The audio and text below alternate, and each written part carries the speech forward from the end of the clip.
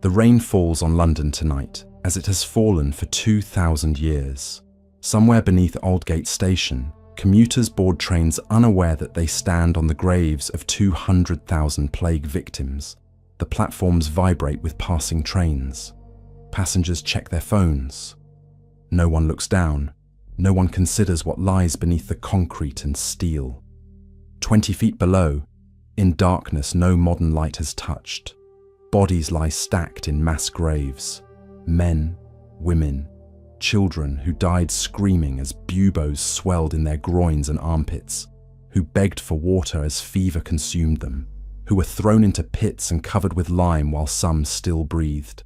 The plague dead of 1665, still there, still waiting in darkness. 3 miles west, beneath Fleet Street, crypts hold 7,000 bodies in chambers that were once wine vaults. The living walked above, conducting business, reading newspapers, drinking in taverns, while below them the dead accumulated, layer upon layer, century after century. Romans, Saxons, medievals, Victorians, all pressed together in eternal proximity. The crypts flood regularly. Water rises, disturbs the bones, carries them through tunnels that connect to the Thames. Sometimes fragments surface, a femur, a skull, evidence that London's dead refuse to stay buried. In the Tower of London's dungeons, torture chambers remain intact. The rack, the scavenger's daughter, instruments designed to break human bodies slowly, scientifically. These are not replicas. These are the actual devices that were used on real prisoners. The stone walls absorbed screams. The floors soaked up blood. Documentation exists of who was tortured, when, and how they died. Beneath the Thames, Victorian sewers carry London's waste through tunnels large enough to drive trucks through.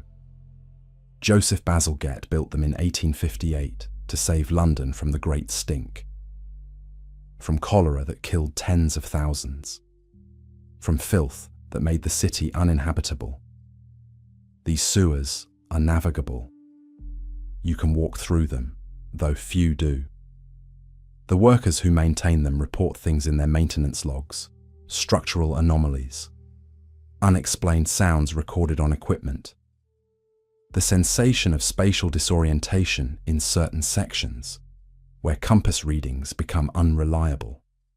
And 22 miles southeast of London, in Chislehurst, caves extend into darkness. Hand-carved tunnels that descend hundreds of feet into chalk. Archaeologists have documented use spanning 8,000 years.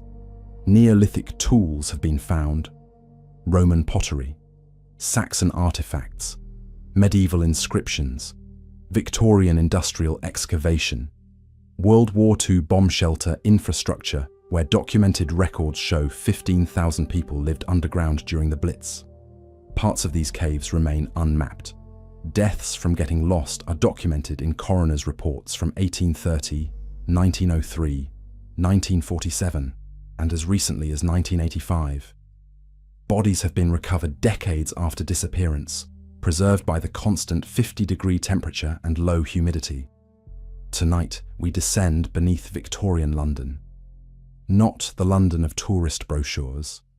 Not the London of royal pageantry and Big Ben and double-decker buses.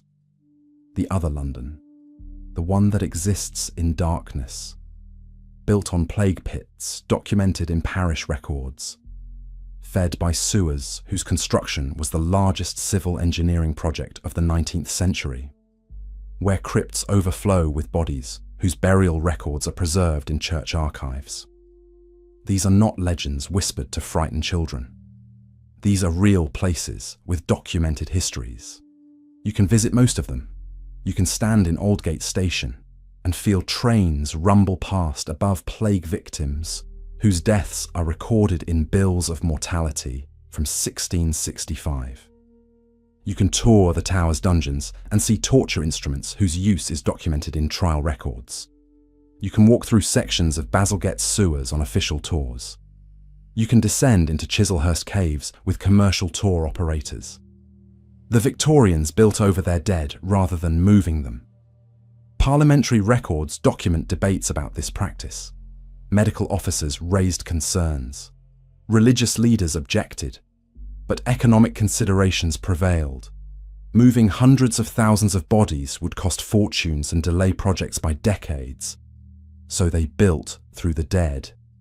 They constructed stations and sewers and infrastructure directly through medieval burial grounds. Before we descend, I must ask, have you subscribed to this channel? Because what we explore tonight requires context, historical knowledge documented in archives, understanding of Victorian London's specific engineering challenges and the choices engineers made when confronted with the dead. This is not entertainment designed to frighten you with jump scares and manufactured tension. This is documented history, real places whose construction is recorded in parliamentary reports and engineering journals. Real tragedies documented in bills of mortality and burial registers. Real bodies that remain beneath the city in locations specified in historical maps, preserved in London Metropolitan Archives. If you value explorations into history's darkest corners, into the spaces between past and present, where cities remember what their inhabitants prefer to forget, then subscribe now. Click that button. Because this channel ventures regularly into territories that comfortable narratives exclude, but which primary sources document extensively. And leave a comment answering this. If you could explore one location we discussed tonight, which would you choose? The plague pits beneath Aldgate documented in parish records, the crypts under Fleet Street mapped in church archives, the tower's torture chambers whose instruments are catalogued in historical inventories, Basilgate's sewers documented in Thames water archives, the depths of Chislehurst caves surveyed by geological societies. Tell us which calls to you and why. I am Mr. Ravenhurst. And tonight we discover that London's greatest engineering achievements, its underground stations, whose construction is documented in Transport for London archives, its sewers, whose blueprints are preserved in engineering libraries, its Victorian infrastructure catalogued in historical records, rest on foundations of death, so extensive that the city is less built on earth than built on bodies whose graves are marked in burial registers spanning 1,000 years. Our journey begins beneath Aldgate Station, where the Circle and Metropolitan lines intersect, where Transport for London records show over 10 million passengers pass annually, where Victorian engineers building the Underground in 1876 encountered something documented in construction reports that would horrify modern urban planners. They were excavating directly into a plague pit whose existence was recorded in 17th century burial records. The engineers faced a choice documented in Metropolitan Railway Board meeting minutes. Stop construction, move the bodies, delay the project for years, or build through the dead, except that passengers would travel above mass graves, that London's modern transportation would literally run over plague victims. Parliamentary records show they chose progress over piety. They built the station, the trains run still, and the dead remain exactly where 17th century burial records placed them, separated from commuters by 20 feet of earth and Victorian certainty that economic progress justified any cost. Let us begin beneath Aldgate, where London built its future directly on the bodies of its past, where plague victims number in the hundreds of thousands according to bills of mortality, where construction reports document what Victorian engineers found, where modern Transport for London still operates above burial grounds whose extent is mapped in historical archives. Chapter 1. Aldgate Station and the Plague Pits. Aldgate Station opened on November 18, 1876. This date is recorded in Metropolitan Railway Company documents preserved in London Transport Museum archives. It was part of the Metropolitan Railway's eastward extension, connecting the City of London to the growing eastern suburbs. The construction was documented extensively in engineering journals of the period, particularly The Engineer magazine, which published detailed reports of the excavation work. During construction in 1875 and 1876, workers discovered human remains. The discovery is documented in Metropolitan Railway construction reports held in London Metropolitan Archives. At first, individual skeletons appeared in excavation pits, then clusters, then layers of bodies stacked without coffins, without organization, simply piled and covered with lime. The site was identified as part of the Great Plague Burial Ground, established in 1665. Parish records from St. Botolph, without Aldgate Church, document the burial ground's establishment during London's worst plague outbreak. The Great Plague of 1665 to 1666 killed an estimated 100,000 people in London. Bills of mortality from that period, preserved in London Metropolitan Archives, record weekly death tolls. At the epidemic's peak in September 1665, Samuel Pepys documented in his diary, now held in Magdalen College, Cambridge, that over 7,000 people were dying per week in London. The bill of mortality for the week, ending September 12, 1665, records 7,165 plague deaths in a single week. Traditional burial became impossible. Churchyards were full. Individual graves required too much time and labour. So London established plague pits, mass graves where bodies were thrown without ceremony, without individual burial, simply deposited and covered with quicklime to slow decomposition and prevent further contagion. The Aldgate Plague Pit was one of the largest. Parish records indicate it received bodies from multiple parishes in the eastern part of the city. Samuel Pepys visited similar pits and described what he saw. Great pits filled with dead bodies, the living throwing them in at all hours, day and night, without any respect or decency. Estimates based on parish records and bills of mortality suggest the Aldgate Pit contains between 100,000 and 200,000 bodies. The exact number is unknown because record-keeping collapsed during the epidemic's peak. Whole families died without anyone surviving to register their deaths. Parishes lost their record keepers to plague. Bodies were thrown into pits by people who themselves died days later.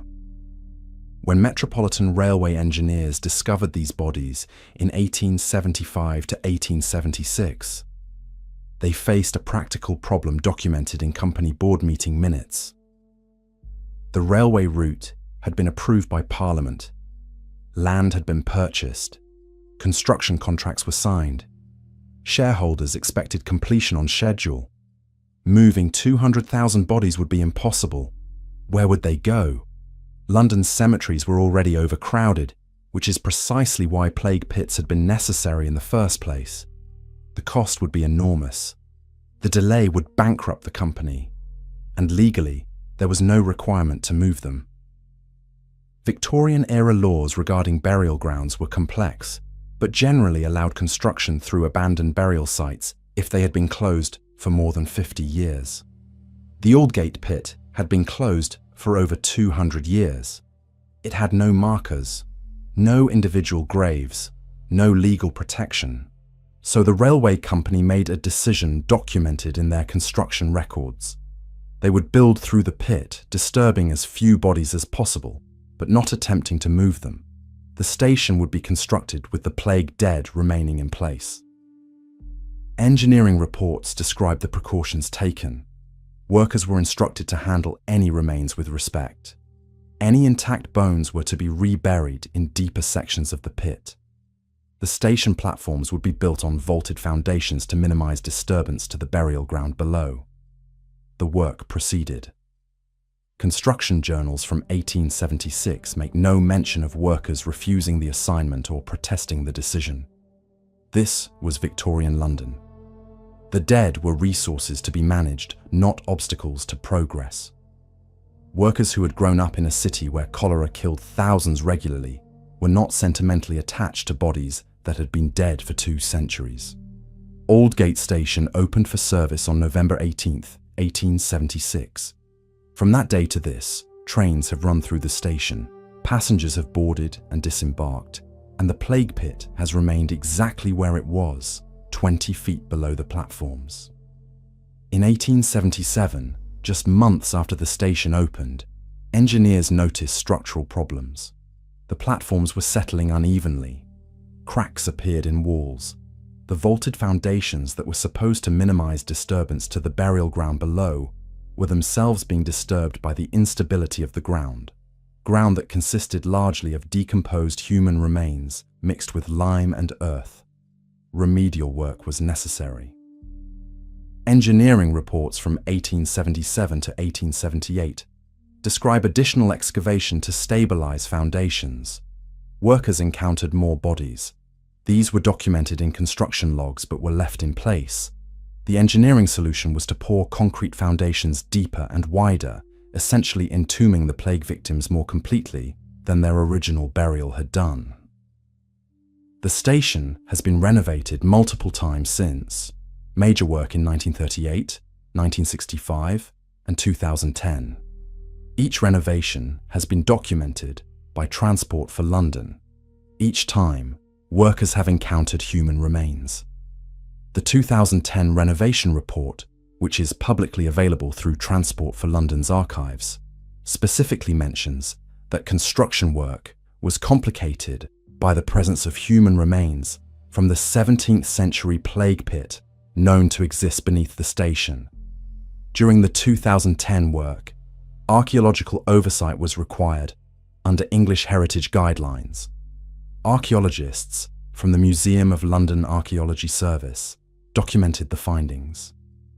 Their report confirms that human remains were present at multiple locations throughout the excavation zone. The remains were left in place after documentation, with construction continuing around them. Today, approximately 26 million passengers pass through Aldgate Station annually, according to Transport for London statistics.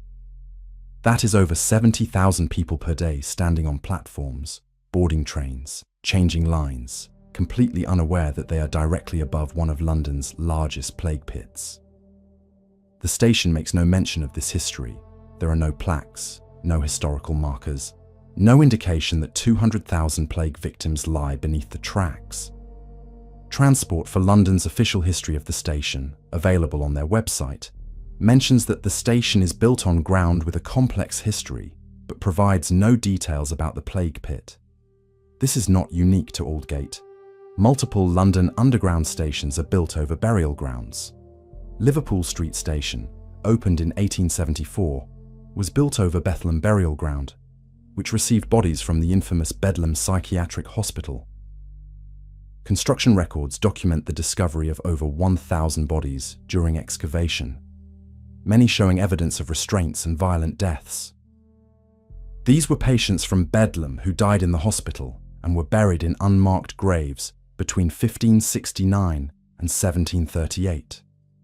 King's Cross Station was built over the St Pancras Burial Ground, one of London's largest 19th century cemeteries.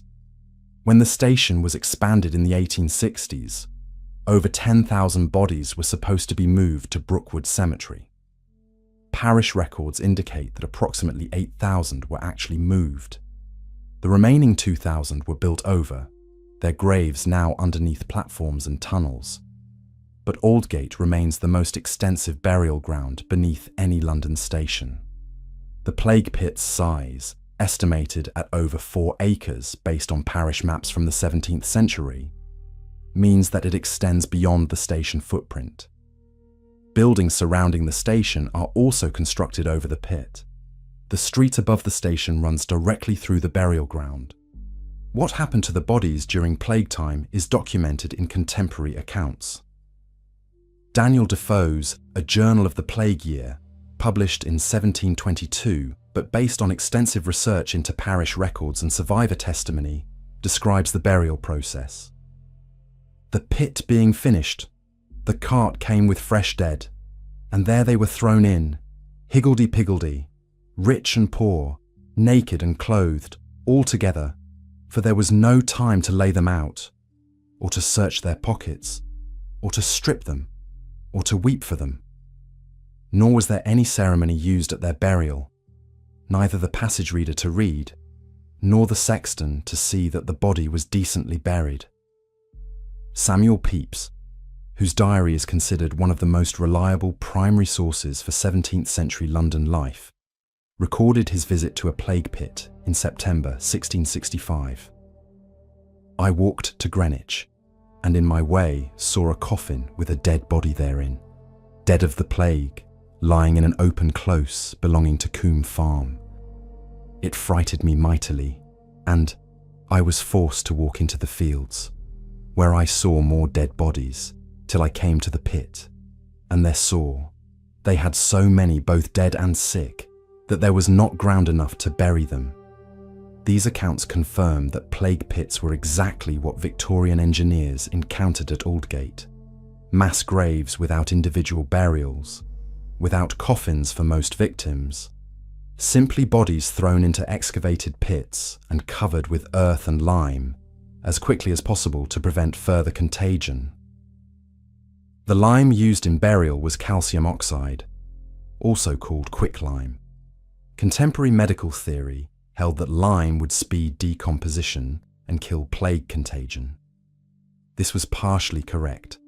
Lime is strongly alkaline and does kill bacteria, but it also preserves bodies in certain conditions, particularly when applied in large quantities without sufficient moisture for complete decomposition. This means that some bodies in the Aldgate pit may be partially preserved. Archaeological reports from the 2010 renovation work note that some remains encountered showed unexpected preservation, with soft tissue occasionally present. This is consistent with lime preservation effects documented in other historical burial sites.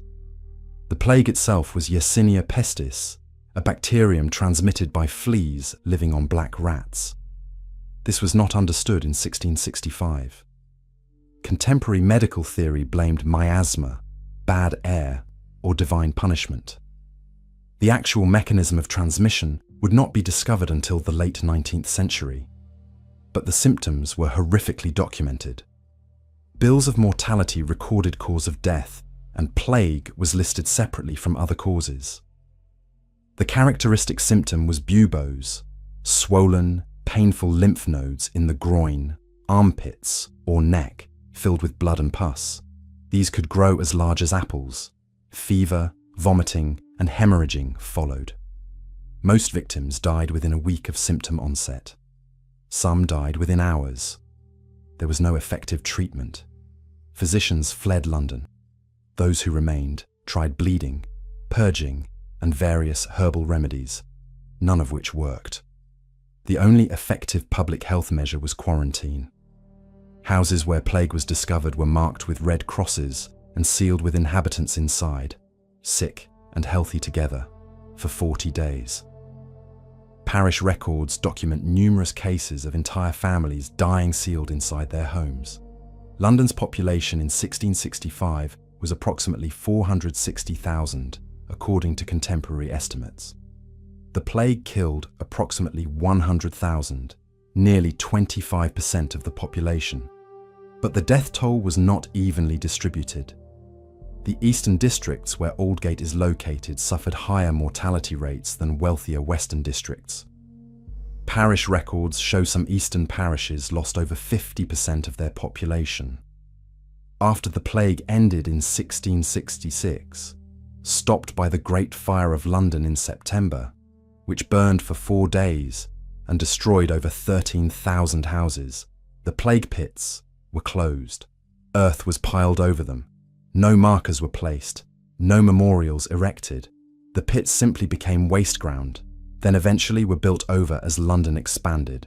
For 2 centuries, the Aldgate pit remained underground and largely forgotten.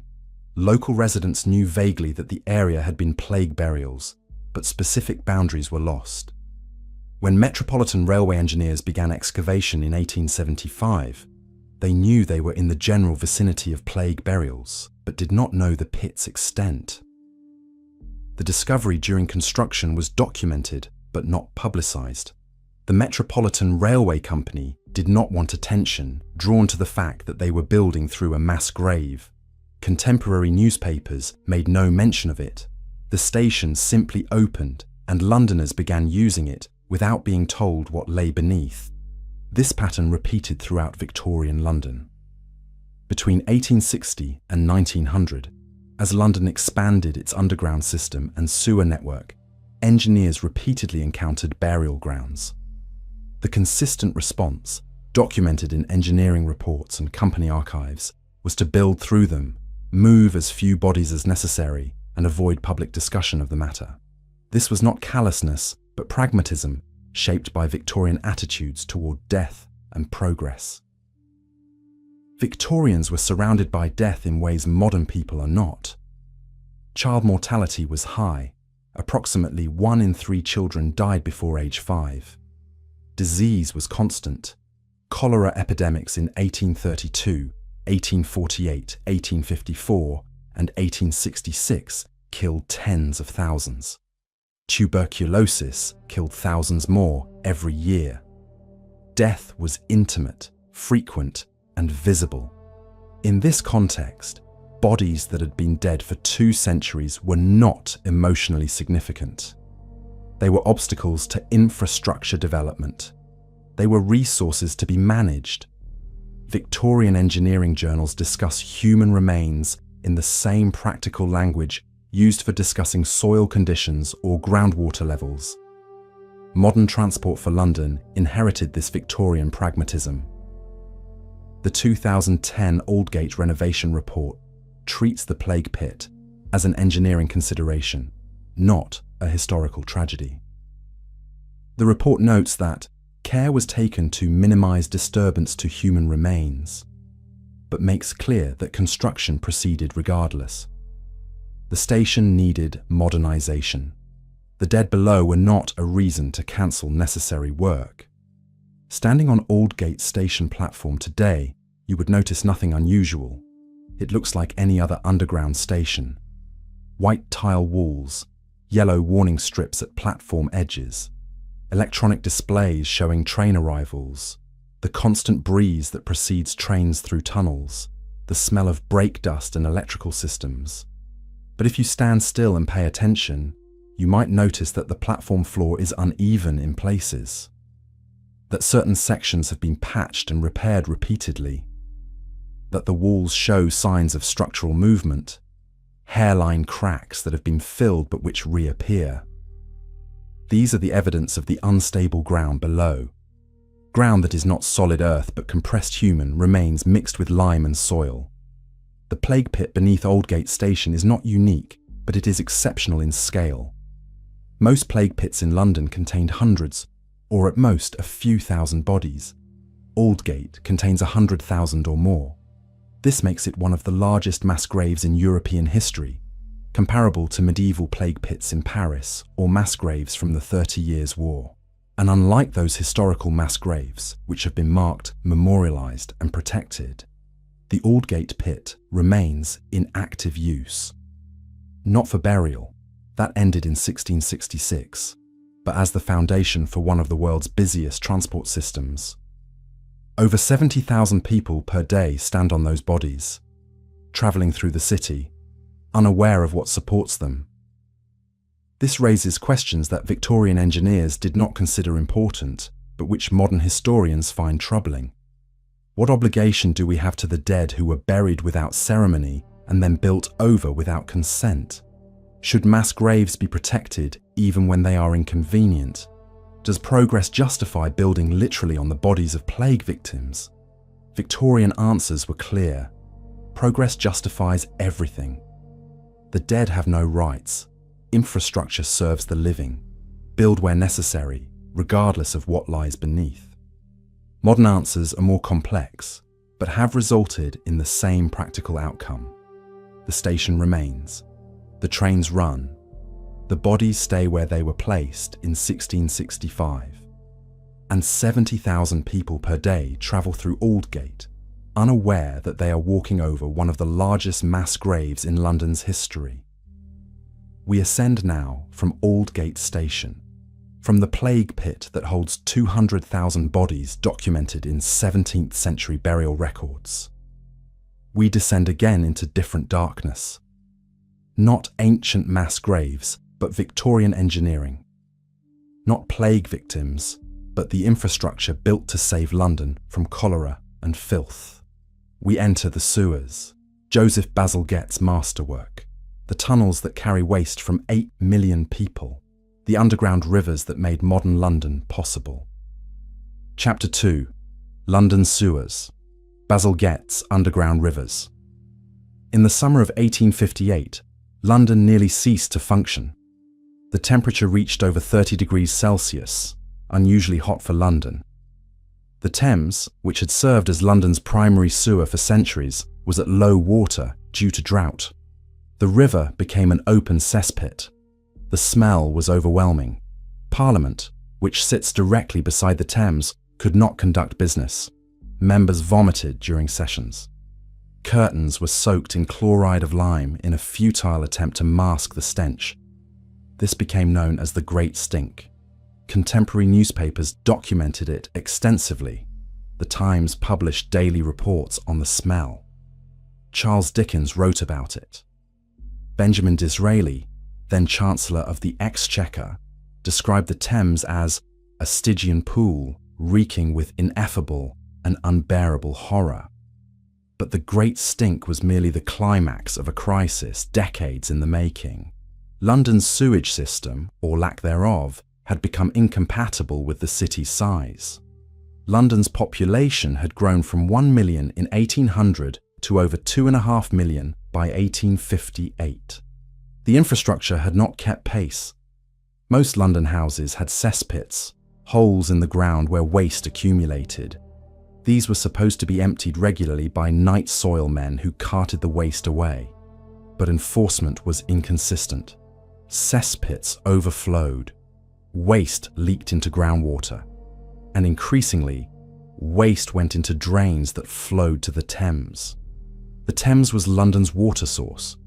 Companies drew water from the river, filtered it minimally, and supplied it to houses.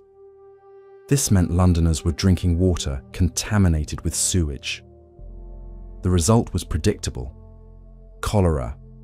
Cholera is caused by the bacterium Vibrio cholerae, which spreads through contaminated water. This was not understood in the 1850s. The dominant theory was miasma, that disease spread through bad air.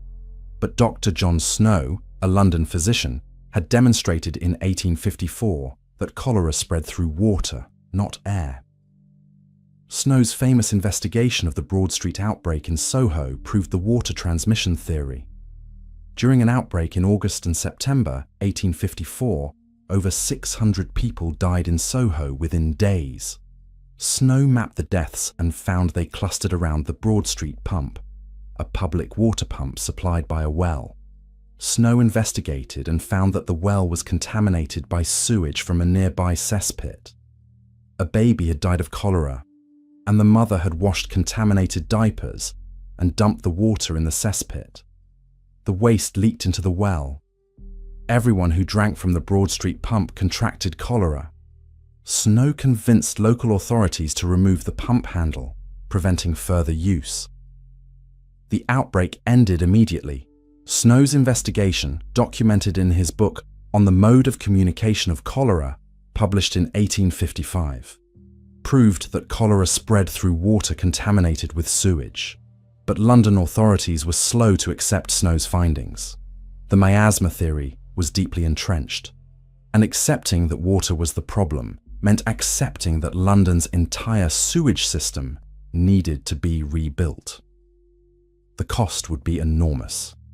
Then came the Great Stink of 1858.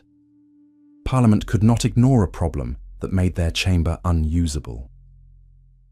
Within 18 days of the crisis beginning, Parliament passed the Metropolis Local Management Amendment Act, which gave the Metropolitan Board of Works authority to construct a comprehensive sewer system for London. The chief engineer of the Metropolitan Board of Works was Joseph Bazalgette. Born in 1819, trained as a civil engineer, Bazalgette had been working on London's sewage problems since the 1840s. He had designed drainage systems for various London parishes. Now he would design a system for the entire city. Bazalgette's design was revolutionary in scale and ambition. He proposed to build over 80 miles of main sewers, over 1,000 miles of street sewers, and 82 miles of embankments along the Thames. The system would intercept sewage before it entered the Thames, carry it eastward through massive underground tunnels, and discharge it into the river downstream of the city at high tide, when the current would carry it out to sea. Construction began in 1859. It would take 16 years to complete. One of the largest civil engineering projects of the 19th century, the main sewers were built using the cut and cover method. Excavate a trench, build the sewer, cover it back up. This required tearing up streets across London. The disruption was massive. The sewers themselves were built of brick, over 318 million bricks, according to engineering records. The main sewers were large enough for a man to walk through upright. The largest, the northern outfall sewer, is 11 feet 6 inches high and 9 feet wide. Contemporary engineering journals published detailed specifications. Bazalgette designed the system with excess capacity. He calculated London's sewage production, then doubled his estimate to allow for future population growth. He also gave the sewers a slight incline to ensure sewage would flow by gravity, reducing the need for pumping stations. The gradient was precisely calculated, 2 feet per mile in the main sewers. The system incorporated existing infrastructure where possible. Medieval tunnels and streams were integrated into the new system. The Fleet River, which had been buried and covered over in stages between 1732 and 1765, became part of the new sewer network. The Tyburn Brook, buried in 1812, was similarly incorporated. These rivers had flowed openly through London for centuries. Medieval London was built along them. They provided fresh water, powered mills, served as boundaries between parishes. But as London grew, they became polluted with sewage and industrial waste.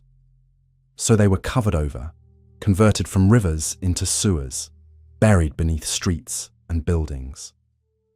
Bazalgette's system expanded and formalized this process.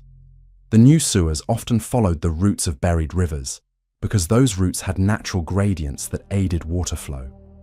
Walking through Bazalgette's sewers today, you are often walking through passages that were once rivers. The sewers opened in stages.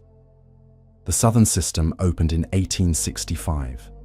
The northern system opened in 1868. The final extensions were completed in 1875. The total cost was over £4 million, approximately £400 million in today's money, according to Bank of England inflation calculators. The impact was immediate and dramatic. Cholera outbreaks, which had killed tens of thousands in 1832, 1848, 1854, and 1866, ceased. The last major cholera outbreak in London was in 1866, before the sewer system was fully complete. After 1875, cholera was virtually eliminated from London. The Thames water quality improved dramatically. Fish returned to the river. The smell diminished. Parliament could function year-round. The Great Stink became a historical curiosity rather than an annual crisis. Bazalgette became a hero. He was knighted in 1875. Statues were erected in his honor. Engineering societies awarded him medals.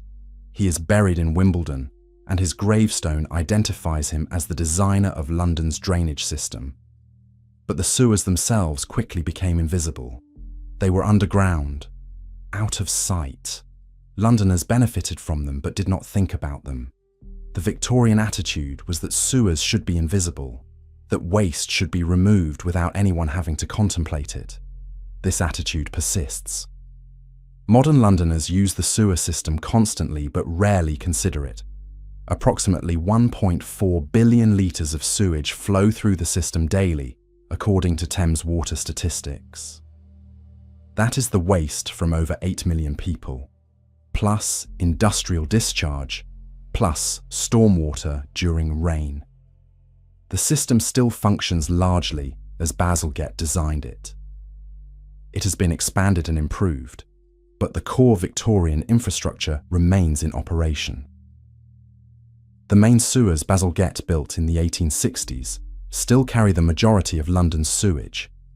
They are now over 150 years old and still working. But age brings problems. The brick construction that was state-of-the-art in 1860 is now crumbling in places. Thames Water, which maintains the system, spends millions of pounds annually on repairs. Workers descend into the sewers regularly to patch cracks, replace bricks, clear blockages. These workers, called flushers, are the modern descendants of Victorian toshers. Toshers were Victorian scavengers who entered sewers to search for valuable objects that had been washed down drains: coins, jewellery, metal, anything that could be sold. Tossing was illegal but widely practiced. Henry Mayhew's London Labour and the London Poor, published in 1861, documents tosher activities extensively. Mayhew interviewed toshers who described working conditions in the sewers. The rats are very dangerous. They go in gangs. If they find a body of a man in the sewers, they eat it so that nothing remains but the bones. He documented that toshers worked in groups for safety, carried long poles to defend against rats, and had detailed knowledge of sewer layouts. Modern flushers have safer conditions, but still face hazards. Toxic gases accumulate in sewers: methane from decomposition, hydrogen sulfide from bacterial action, carbon monoxide from incomplete combustion. Sewers must be ventilated before workers enter. Gas detectors are mandatory. Confined space is another hazard. Sewers require crawling through narrow passages, working in darkness, navigating complex three-dimensional mazes. Workers can become disoriented. The temperature is constant around 12 degrees Celsius year-round, but humidity is 100%. Clothing becomes soaked quickly, and there are things in the sewers that should not be there. Fatbergs, massive accumulations of fat, oil, and non-biodegradable material, have become increasingly problematic. In 2017, Thames water workers discovered a fatberg under Whitechapel that weighed 130 tons and was over 250 meters long. It took 9 weeks to remove. Fatbergs form when people pour fat down drains. The fat solidifies in the cool sewer environment and combines with wet wipes, sanitary products, and other material that should not be flushed. The result is a concrete-like mass that blocks sewers and must be physically excavated. The Whitechapel fatberg made international news. Museums requested samples. The Museum of London acquired a section and displayed it in an exhibition about the city. The fatberg became an accidental symbol of modern consumption and waste. But fatbergs are merely the most visible of sewer problems. Structural failures occur regularly.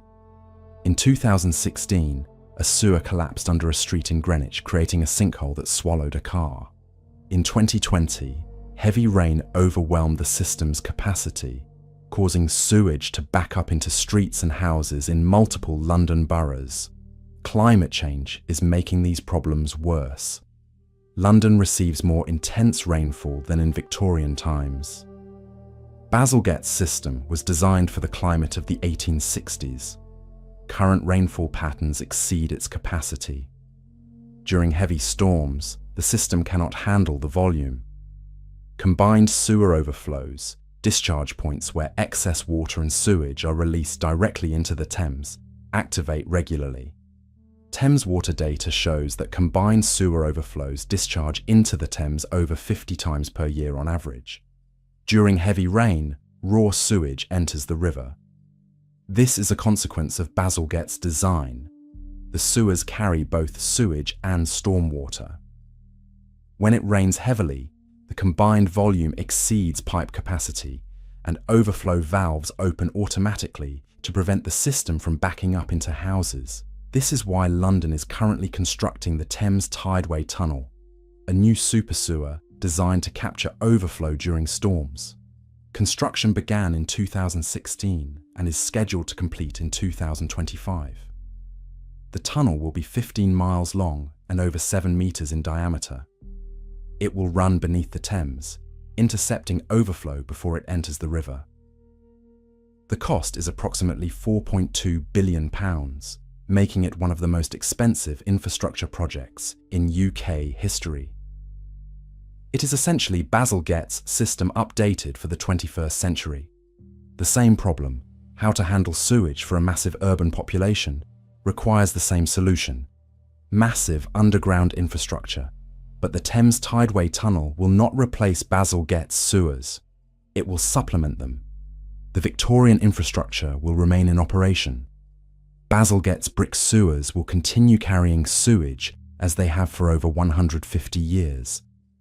Walking through those sewers today, possible on official Thames water tours in certain sections, is to experience Victorian engineering firsthand. The brick walls, the arched ceilings, the constant sound of flowing water, the echo of voices, the smell, which is less severe than expected because the sewage is flowing, not stagnant. The tours access sections near pumping stations where the sewers are largest and safest. But most of the system is inaccessible to the public. Over 1,000 miles of tunnels beneath London. Some sections have not been fully explored since they were built. The system is so vast that complete mapping has never been achieved. This creates a problem. When sewers fail, workers must locate the failure point. Sometimes this requires exploring sections that are not regularly accessed. Workers have reported finding unexpected structures in these explorations. Bricked-up passages that do not appear on any maps. Chambers whose purpose is unclear. Inscriptions left by Victorian workers. One of the most famous inscriptions is in the northern outfall sewer beneath Hackney. Workers in the 1970s found a wall inscription reading, "John Thompson, bricklayer, 1862, God help us." The inscription suggests the difficulty of the work.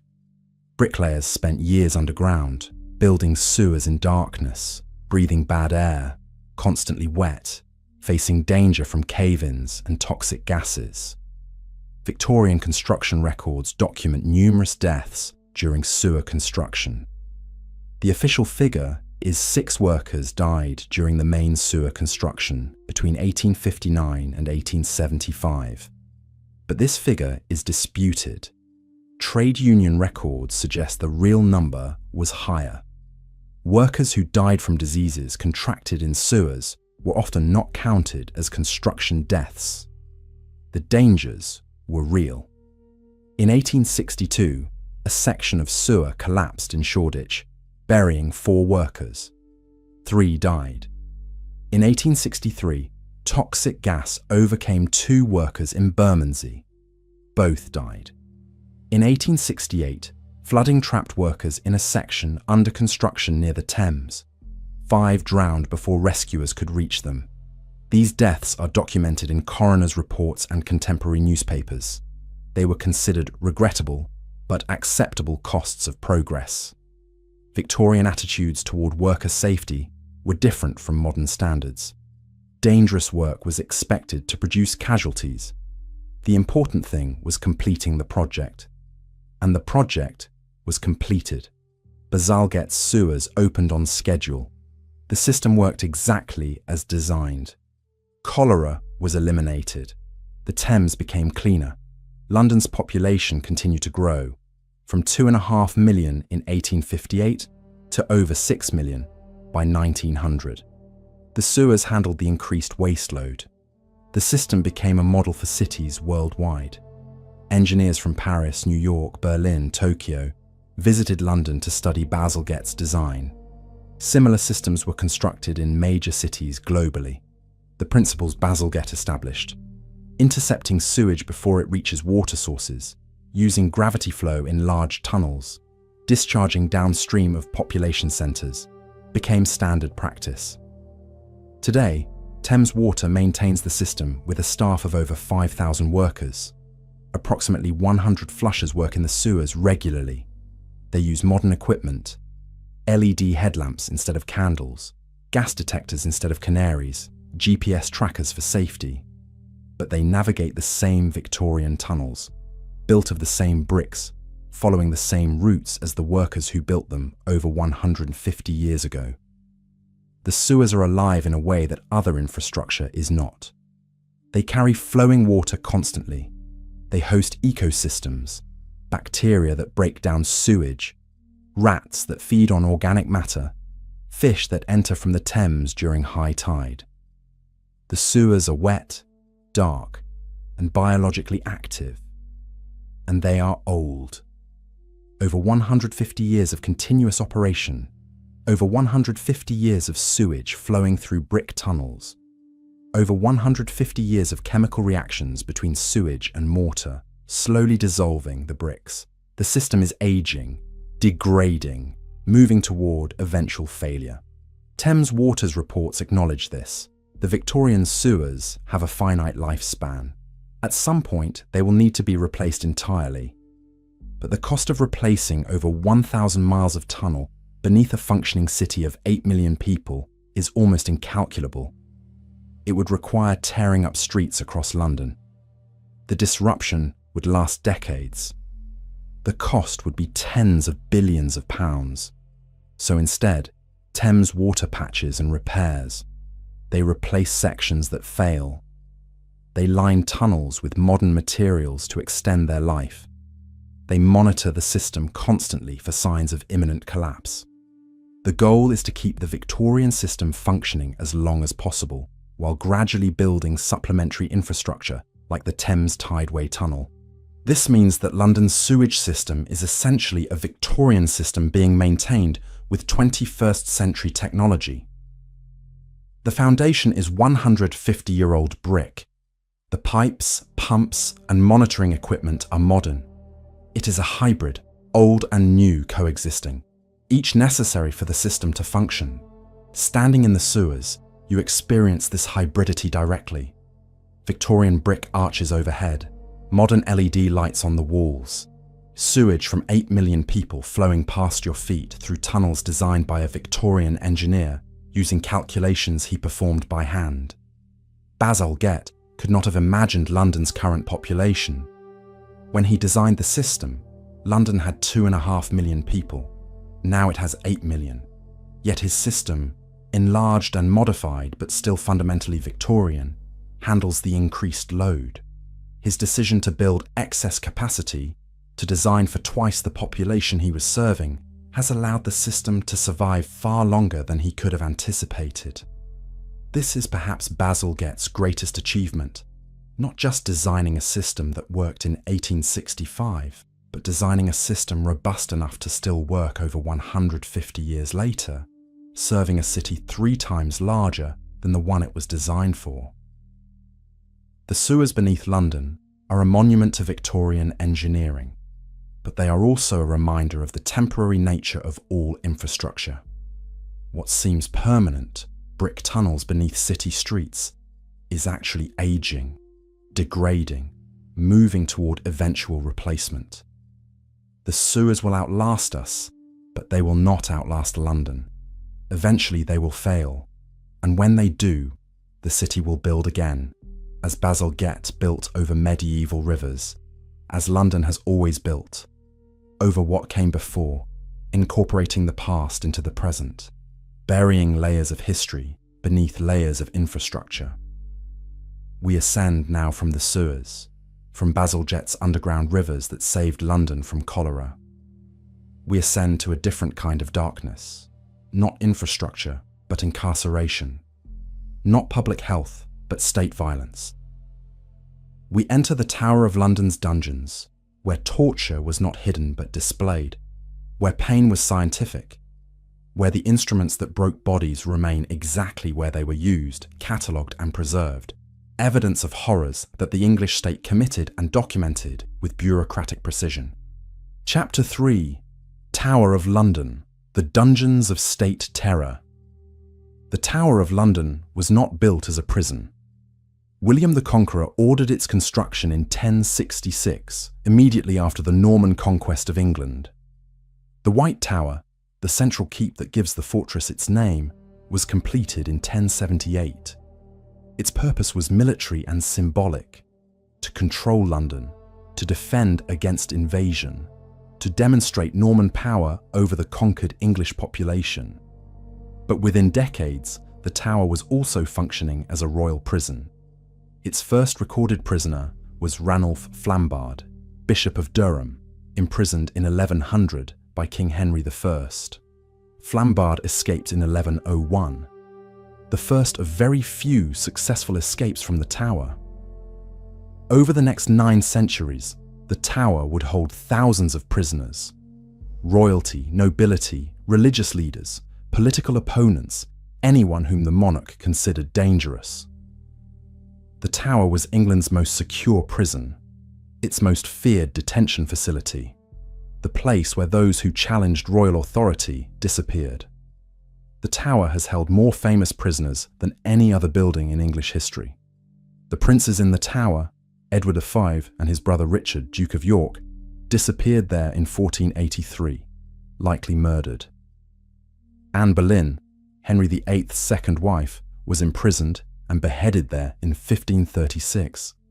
Catherine Howard, his 5th wife, followed in 1542. Lady Jane Grey, queen for 9 days, was executed there in 1554. Guy Fawkes was interrogated in the tower after the gunpowder plot in 1605. Rudolf Hess, Hitler's deputy, was imprisoned there briefly in 1941. The last execution at the tower occurred in 1941, when German spy Joseph Jacobs was shot by firing squad. But the tower's most disturbing function was not imprisonment or execution, but torture. The tower housed England's most sophisticated torture facilities. The dungeons beneath the White Tower contained instruments designed specifically to inflict maximum pain while keeping prisoners alive for interrogation. These instruments remain today. They are displayed in the tower's torture exhibition, managed by Historic Royal Palaces, the charitable organization that maintains the tower. The instruments are authentic, not replicas. They are the actual devices used on real prisoners whose names and torture sessions are documented in tower records preserved in the National Archives. The most famous instrument is the rack. The tower's rack is the only surviving rack in England.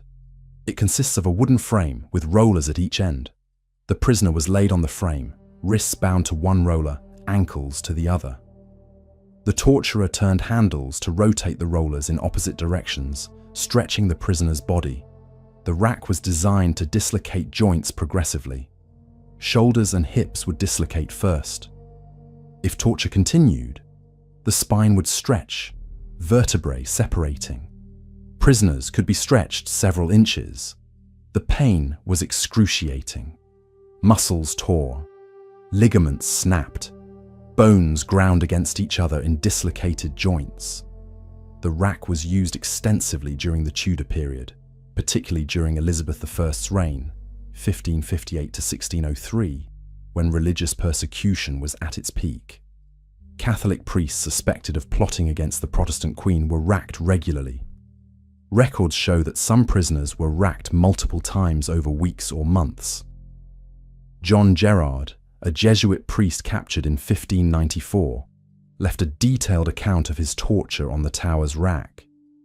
Gerard's narrative, written after his escape in 1597 and published in 1609, describes the experience. They took me to a large underground chamber.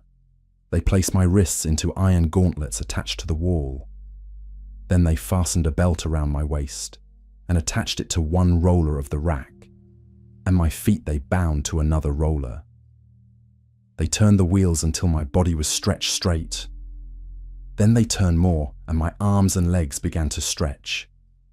I was pulled up from the ground, my entire weight hanging from my wrists. Gerard's account continues. The pain was unbearable. I could not pray except to ask God to help me endure.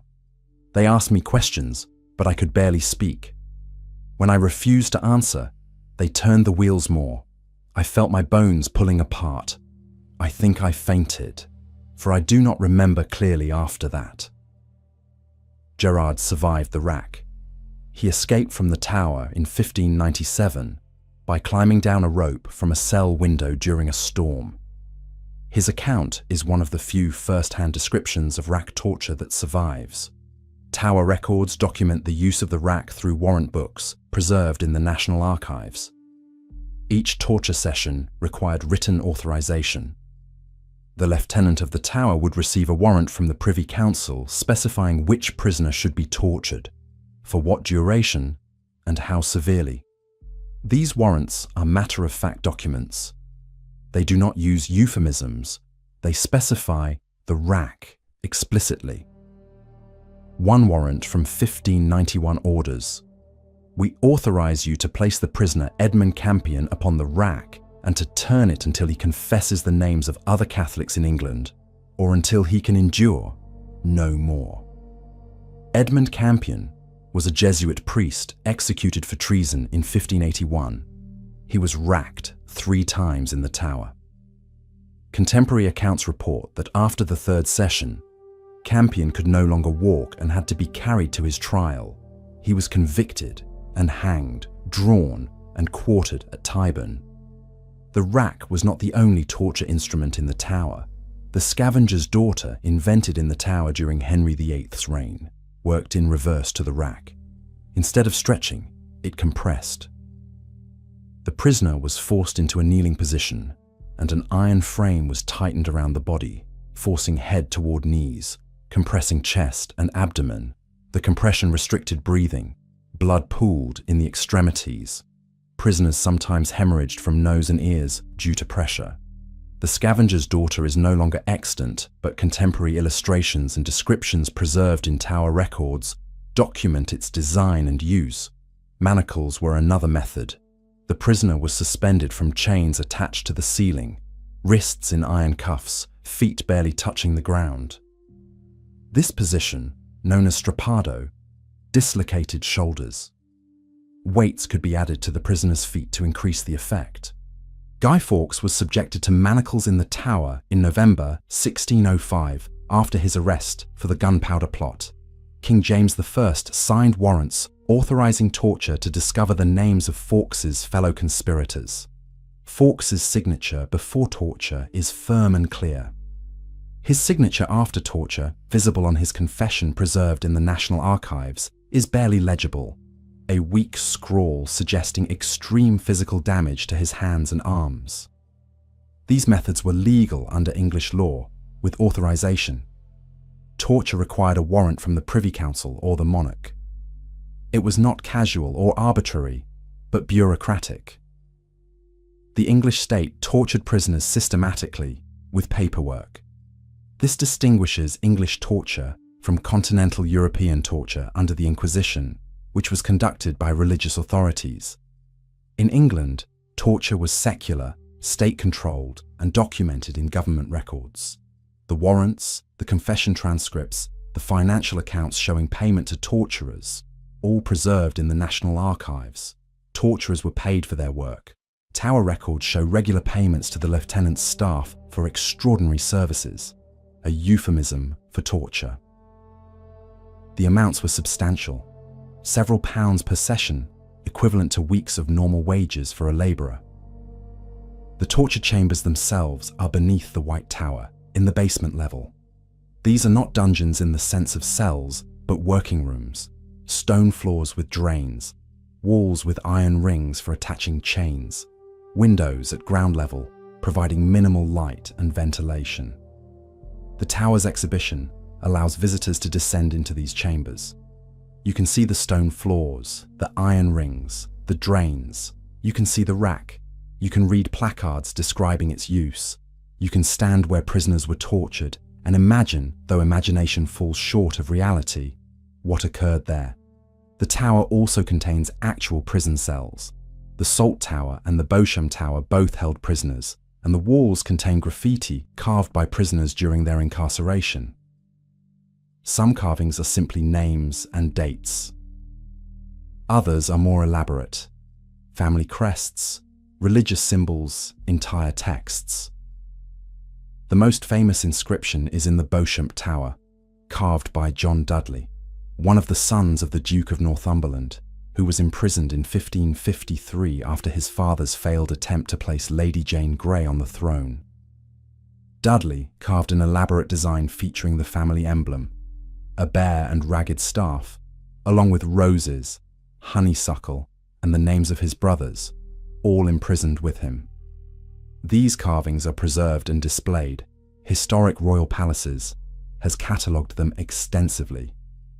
They provide direct connection to individual prisoners. The carvings are not historical accounts, but primary sources created by the prisoners themselves. Some inscriptions are heartbreaking. Thomas Meyer, a Catholic prisoner during Elizabeth I's reign, carved, "Thomas Meyer, which lieth here alone, that fain would from hence be gone. By torture strange my truth was tried, yet of my liberty denied." Meyer's carving is dated 1581. Tower records confirm his imprisonment but do not record his release. He likely died in the tower. His carving is his memorial, the only evidence that he existed, that he suffered, that he wanted desperately to be free. The tower's function as a prison continued into the 20th century. During both World Wars, the tower held prisoners of war and suspected spies. 11 German spies were executed by firing squad in the tower between 1914 and 1916 during World War I. One German spy, Joseph Jacobs, was executed there in 1941. These executions occurred not in the dungeons, but in the tower's rifle range, a small indoor range located in the western part of the fortress. The executions were carried out at dawn, witnessed by military personnel, and documented in military records. The execution posts, the wooden posts to which condemned prisoners were tied, are preserved. They are scarred with bullet impacts. Each execution used an 8-man firing squad. 7 rifles were loaded with live ammunition, one with a blank, so that no member of the squad would know with certainty that they had fired a killing shot. This was standard British military practice, designed to reduce psychological burden on executioners. The tower ceased functioning as a prison in 1952. The last prisoners were the Cray twins, London gangsters held briefly in 1952 for failing to report for national service. After their release, the tower was converted fully into a museum and tourist attraction. Today, the tower receives approximately 3 million visitors annually, according to Historic Royal Palaces statistics. Most visitors come to see the crown jewels housed in the Waterloo block since 1994. The jewels are spectacular, crowns containing thousands of diamonds, scepters, orbs, the symbols of British monarchy's wealth and power. But the juxtaposition is jarring. The crown jewels, symbols of royal authority, displayed in a fortress where royal authority tortured and executed those who challenged it. The wealth extracted through empire and taxation, the power maintained through violence and terror, all contained in one fortified space. The tower forces this juxtaposition on visitors. You cannot see the crown jewels without also passing through areas that acknowledge the tower's history of imprisonment and execution. Historic royal palaces does not hide the darker history. The torture instruments are displayed. The execution site is marked. The prisoner inscriptions are highlighted. But the framing is historical, not moral. The displays explain what happened without editorializing about whether it was justified. This is consistent with Historic Royal Palaces' approach across all their sites. Present the history accurately. Allow visitors to form their own judgments. Standing in the tower's torture chamber, you are left to decide what you think about a state that systematically tortured prisoners, documented the torture in government records, preserved the instruments in a museum, and now charges admission for tourists to see them. The rack is behind rope barriers. You cannot touch it. But you can stand close enough to see the grain in the wood, the iron fittings, the worn places where ropes rubbed against the rollers. You can see that it is a functional machine, carefully constructed, designed with mechanical precision to achieve its purpose, causing maximum pain while keeping the victim alive for interrogation. This is perhaps the most disturbing aspect of the tower's torture instruments. They are not crude or improvisational, but engineered. Someone designed them. Carpenters built them. Blacksmiths forged the metal fittings. Craftsmen applied their skills to creating devices whose sole purpose was inflicting agony. And the instruments worked. Prisoners confessed. Names were extracted. Plots were discovered or invented. The information obtained through torture was considered reliable by Tudor authorities, though modern understanding recognizes that tortured prisoners will say anything to stop the pain, making confession unreliable. But reliability was not necessarily the goal. Terror was. The tower's reputation, the knowledge that challenging royal authority meant possible torture, served as deterrence. The tower did not need to torture everyone. The threat of torture, combined with enough actual cases to prove the threat was real, was sufficient to suppress dissent. The tower functioned through the 19th century primarily as a symbolic military installation. It held the crown jewels. It served as an armory. Occasionally, it held prisoners, but this was no longer its primary function. The expansion of Britain's prison system in the Victorian era provided alternative facilities for incarceration, but the tower retained its cultural power. It remained a symbol of royal authority, of state power, of the consequences of treason. This is why the tower was used for executions as late as 1941. Executing spies at the tower carried symbolic weight that executing them in a prison would not. Today, the tower exists in a strange space, simultaneously functioning military installation. It houses the crown jewels, which are guarded by the British Army.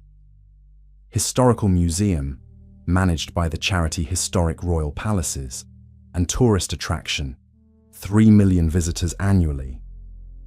It is a UNESCO World Heritage Site, designated in 1988 for its historical and architectural significance. The citation notes, "The Tower of London is an extensive complex that has played a prominent role in English history. It has served variously as royal palace, fortress, arsenal, mint, prison, and place of execution." That final function, place of execution, is documented extensively. 112 people were executed within the tower's walls between 1300 and 1941, according to Historical Royal Palaces records. Most were beheaded. Some were shot. All were considered traitors, threats to the crown, enemies of the state. Their names are known. Their crimes are documented. Their deaths are recorded. The tower preserves this history not to glorify it, but to acknowledge it. The tower does not celebrate executions but does not hide them. It presents them as historical fact. This approach allows the tower to function as both tourist attraction and historical site. You can visit the crown jewels and also see the execution site. You can marvel at medieval architecture and also contemplate state violence. The tower contains both wealth and terror, beauty and horror, power and the consequences of challenging power. As the ravens circle the tower, kept there by tradition, fed by yeoman warders, protected by a legend that says, if the ravens leave, the tower will fall. Visitors walk where prisoners walked, stand where prisoners died, and consider what it means that a building of such beauty could house such brutality, that a nation proud of its democratic traditions once tortured systematically, documented thoroughly, and preserved the instruments for future generations to witness. We leave the tower now, ascending from dungeons that held prisoners whose suffering is documented in state archives. We descend again, not into royal terror, but into religious death.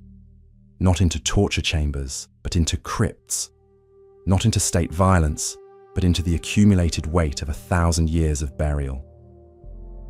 We go beneath Fleet Street, where 7,000 bodies lie stacked in vaults that were never meant to hold them, where crypts flood and bones float, where the dead of a millennium share space in darkness beneath one of London's busiest commercial districts.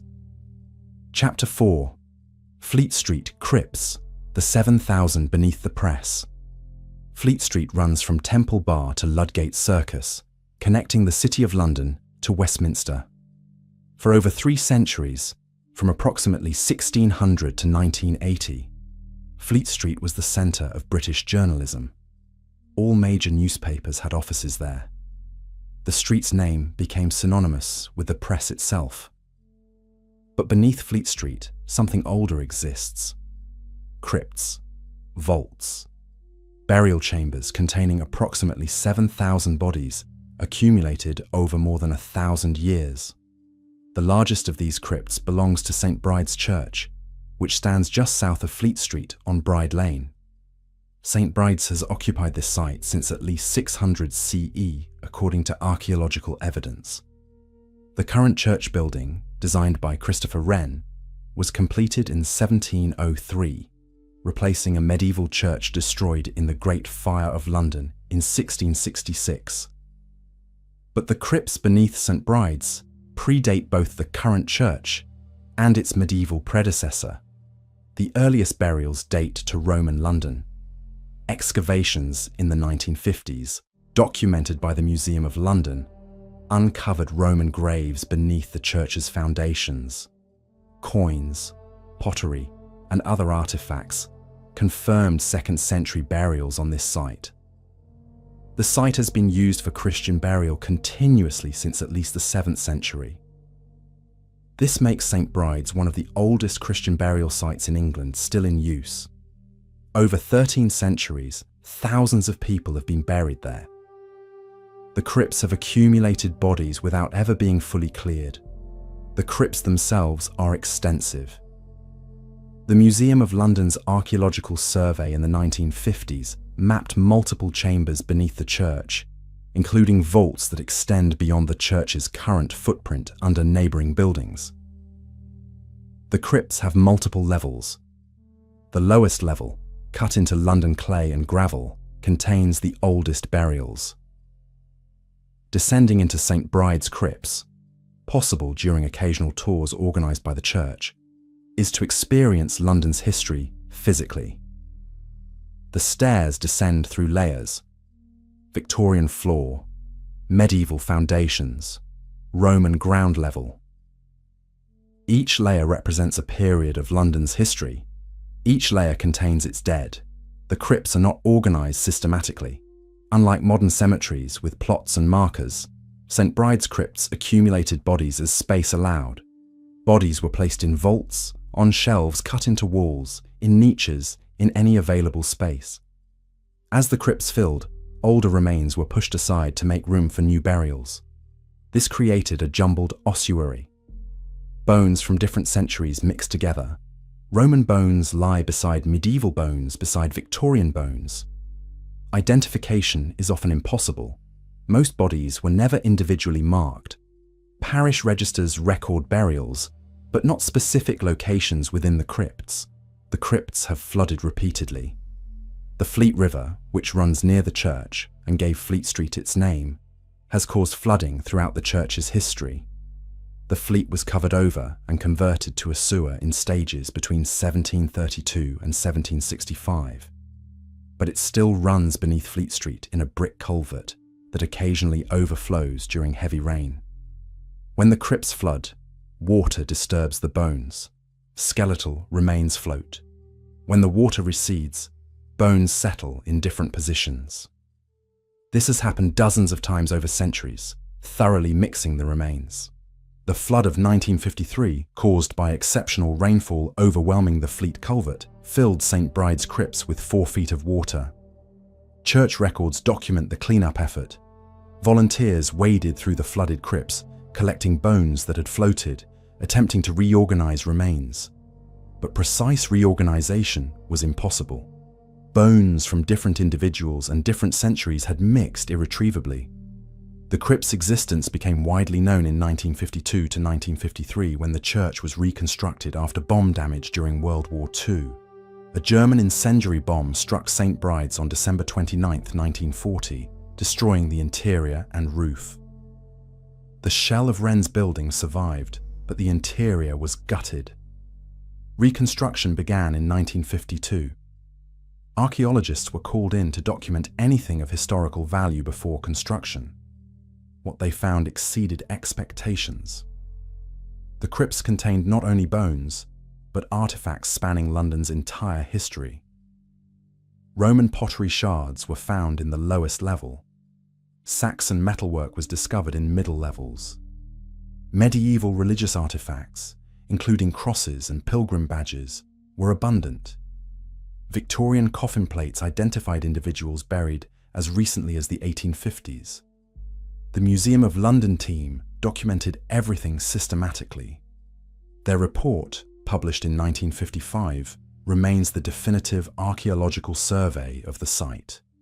The report identified approximately 7,000 individuals buried in the crypts based on skeletal remains counted during the excavation. 7,000 is an estimate, not a precise count. Many skeletons were incomplete. Bones had mixed over centuries. Infants and children whose bones are smaller and more fragile may not have left identifiable remains. The actual number buried at St. Bride's over 13 centuries could be significantly higher. The report also documented burial practices across different periods. Roman burials followed Roman customs.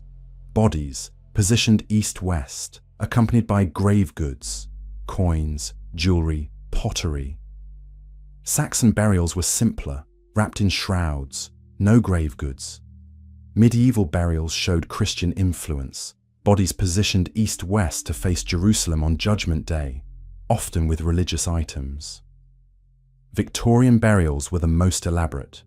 Lead-lined coffins, ornate coffin plates identifying the deceased, elaborate funeral furnishings. But Victorian burials also showed the consequences of London's overcrowded burial grounds. Multiple bodies crammed into vaults designed for fewer, hasty burials with minimal space between coffins, signs of disturbed earlier burials when new graves were dug. The crypts provided evidence of disease and mortality patterns across centuries. Skeletal analysis documented frequent malnutrition, visible in bone density and growth patterns. Evidence of infectious disease was visible in bone lesions characteristic of tuberculosis. High infant mortality was confirmed by the number of infant skeletons, representing approximately 30% of all remains. The 1950s excavation also found memorials to notable individuals. Samuel Richardson, the novelist, was buried at St. Bride's in 1761. His coffin plate was found and is now displayed in the church. Wynkyn de Worde, William Caxton's apprentice and one of England's first printers, was buried there in 1534. His memorial stone survived and is mounted on the church wall. Fleet Street's connection to the press meant many journalists and printers were buried at St. Bride's. The church served the printing trade from the 16th century onward. Printers' guild ceremonies were held there. Masters of the printing trade requested burial there. The crypts contain the bones of men who printed some of England's first newspapers, but most of the 7,000 are anonymous. No names survive. No memorial marks their graves. They are simply Londoners who lived and died over 13 centuries, buried in a church that happened to preserve their remains when other burial grounds were cleared for development. The crypts are not fully accessible to the public. The deepest levels are structurally unsound. The Museum of London survey noted significant deterioration in the lowest chambers. Walls crumbling, vaults collapsing, spaces filled with rubble and bone fragments. Entering these areas without structural support would be dangerous, but the upper crypt levels are open during occasional church tours. These show the layered history clearly, You can see Victorian coffins on shelves.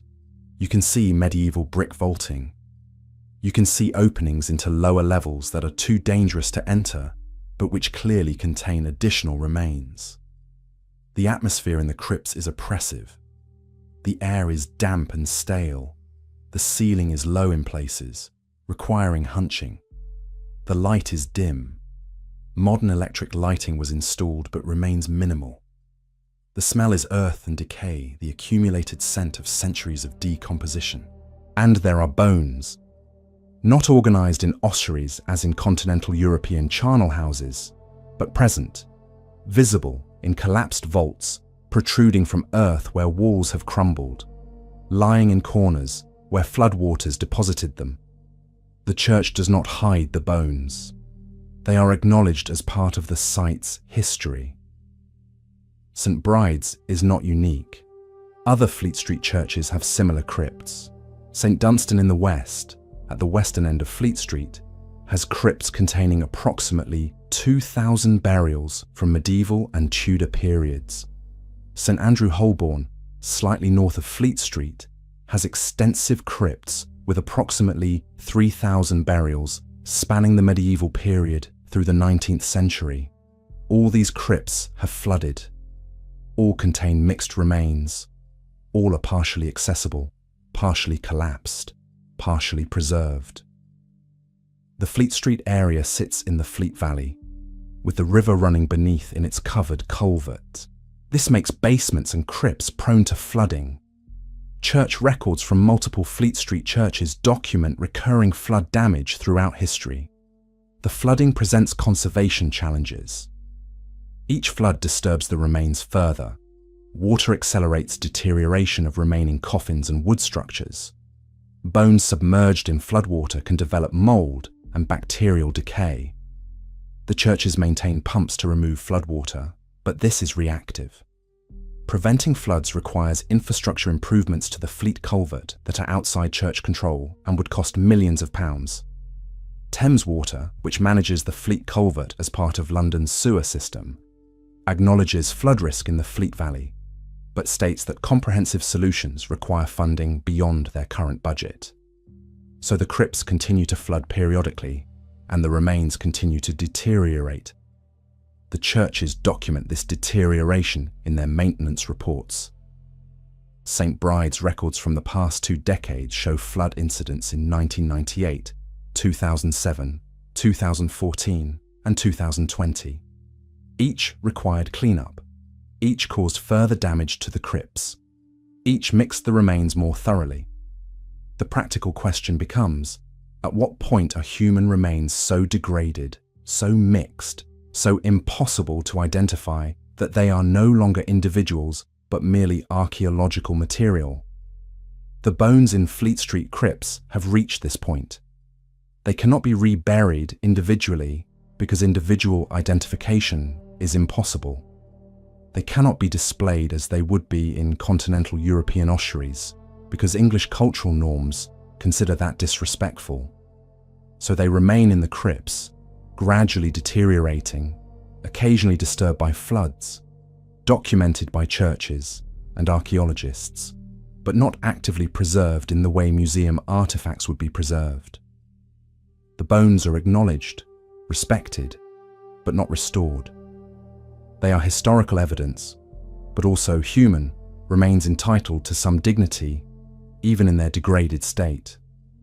This creates an ambiguous status. The bones are not waste to be disposed of, but neither are they artifacts to be curated. They exist in a liminal space, recognized as once human, still treated with some respect, but gradually being absorbed back into earth as geological processes continue their work. Walking Fleet Street today, you would not know that 7,000 bodies lie beneath your feet. The street is busy with pedestrians, traffic, commercial activity. The churches are open for services and tourism. Nothing suggests the crypts below, but maintenance workers and church staff know. Plumbers called to fix leaks in church basements sometimes encounter bones. Electricians running cables find skeletal remains. The workers are told to work around the bones, not to disturb them more than necessary, to inform the church if they find anything requiring attention. The churches handle this pragmatically. Bones found during maintenance are documented, photographed, and left in place if possible. If they must be moved, they are reburied elsewhere in the crypts. No ceremony accompanies this. The bones are simply material that must be managed during building maintenance. This practical approach would likely horrify the Victorians who emphasized elaborate mourning and memorial, but it is consistent with the reality that these remains are no longer individuals with identities but anonymous components of London's historical layers. They matter as history, not as individuals. They are evidence of London's past, not memorials to specific people. The Fleet Street crypts demonstrate what happens when a city grows continuously for 2,000 years without relocating its dead. The dead accumulate. They mix. They deteriorate. They become part of the city's geological foundation. London is not just built on earth and stone, but on bones. Millions of bones from 2,000 years of burials, most of them beneath modern buildings, unmarked, undocumented, simply present as the substrate on which the city rests. Chapter 5. Chislehurst Caves. Chislehurst Caves are not caves. They are man-made tunnels cut into chalk bedrock beneath the town of Chislehurst in southeast London. They extend for approximately 22 miles, according to surveys by the Geological Society of London. This makes them one of the most extensive subterranean excavation complexes in southern England. The name caves is misleading marketing from the 19th century, when the site began operating as a tourist attraction. But the tunnel's actual history is far more interesting than the romanticized caves label suggests. The tunnels were excavated over approximately 8,000 years. This is not speculation, but conclusion based on archaeological evidence documented by University of London excavations in the 1970s and 1990s. The earliest excavations date to the Neolithic period, approximately 6,000 BCE. Neolithic humans extracted flint from the chalk. Flint is a type of silica that fractures to form sharp edges, making it ideal for toolmaking. The Chislehurst chalk contains high-quality flint nodules, making it a valuable resource for Neolithic communities. Archaeological surveys identified Neolithic flintworking sites within the tunnels. Stone tools left by Neolithic miners have been found. Dating these tools through comparison with similar artifacts from dated sites establishes the tunnel's Neolithic origins. Roman excavations significantly expanded the tunnels. Romans quarried chalk for building material. Roman London required vast quantities of chalk for construction. The Chislehurst chalk is relatively soft and easy to work, but hardens when exposed to air, making it excellent building material. Roman pottery shards, coins, and tools have been found throughout the tunnels. These artifacts, dated to the 1st through 4th centuries CE, confirm Roman period excavation. The Museum of London holds a collection of Roman artifacts recovered from Chislehurst. Saxon and medieval excavation continued. Chalk was used continuously for building and lime production. Medieval churches throughout Kent were built with Chislehurst chalk.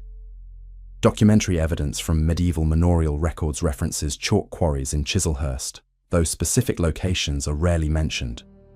Victorian-era excavation was the most extensive. Industrial demand for chalk increased dramatically in the 19th century. Chalk was used for lime production, agricultural improvement, chemical manufacture. Industrial-scale excavation occurred from approximately 1800 to 1900. The Victorian excavations created the bulk of the 22 miles of tunnels. Industrial mining techniques allowed rapid excavation. The tunnels were expanded, connected, and organized into a complex network. But Victorian record-keeping was inconsistent. Maps exist for some sections, but not others. Many tunnels were excavated by independent operators who kept no records. This created a problem.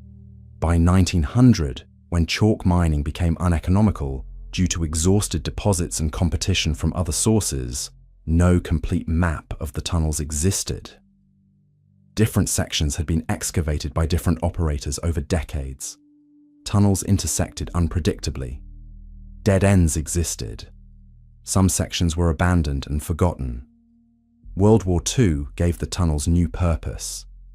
The government requisitioned them as public air raid shelters. During the Blitz, Germany's aerial bombing campaign against Britain from 1940 to 1941, Chislehurst Caves sheltered approximately 15,000 people nightly, according to government records preserved in the National Archives. The transformation of the tunnels into shelters required significant infrastructure. Electric lighting was installed throughout the main tunnels. Sanitation facilities were built. Sleeping platforms were constructed. A small hospital was established underground. A chapel for religious services was created in one of the larger chambers. The shelter operated from 1940 to 1944. Government reports document the conditions. 15,000 people sleeping in tunnels designed for stone extraction, not habitation. Limited ventilation, damp conditions. Temperature consistently around 50 degrees Fahrenheit year-round, cool in summer, cold in winter. Disease spread easily in such conditions.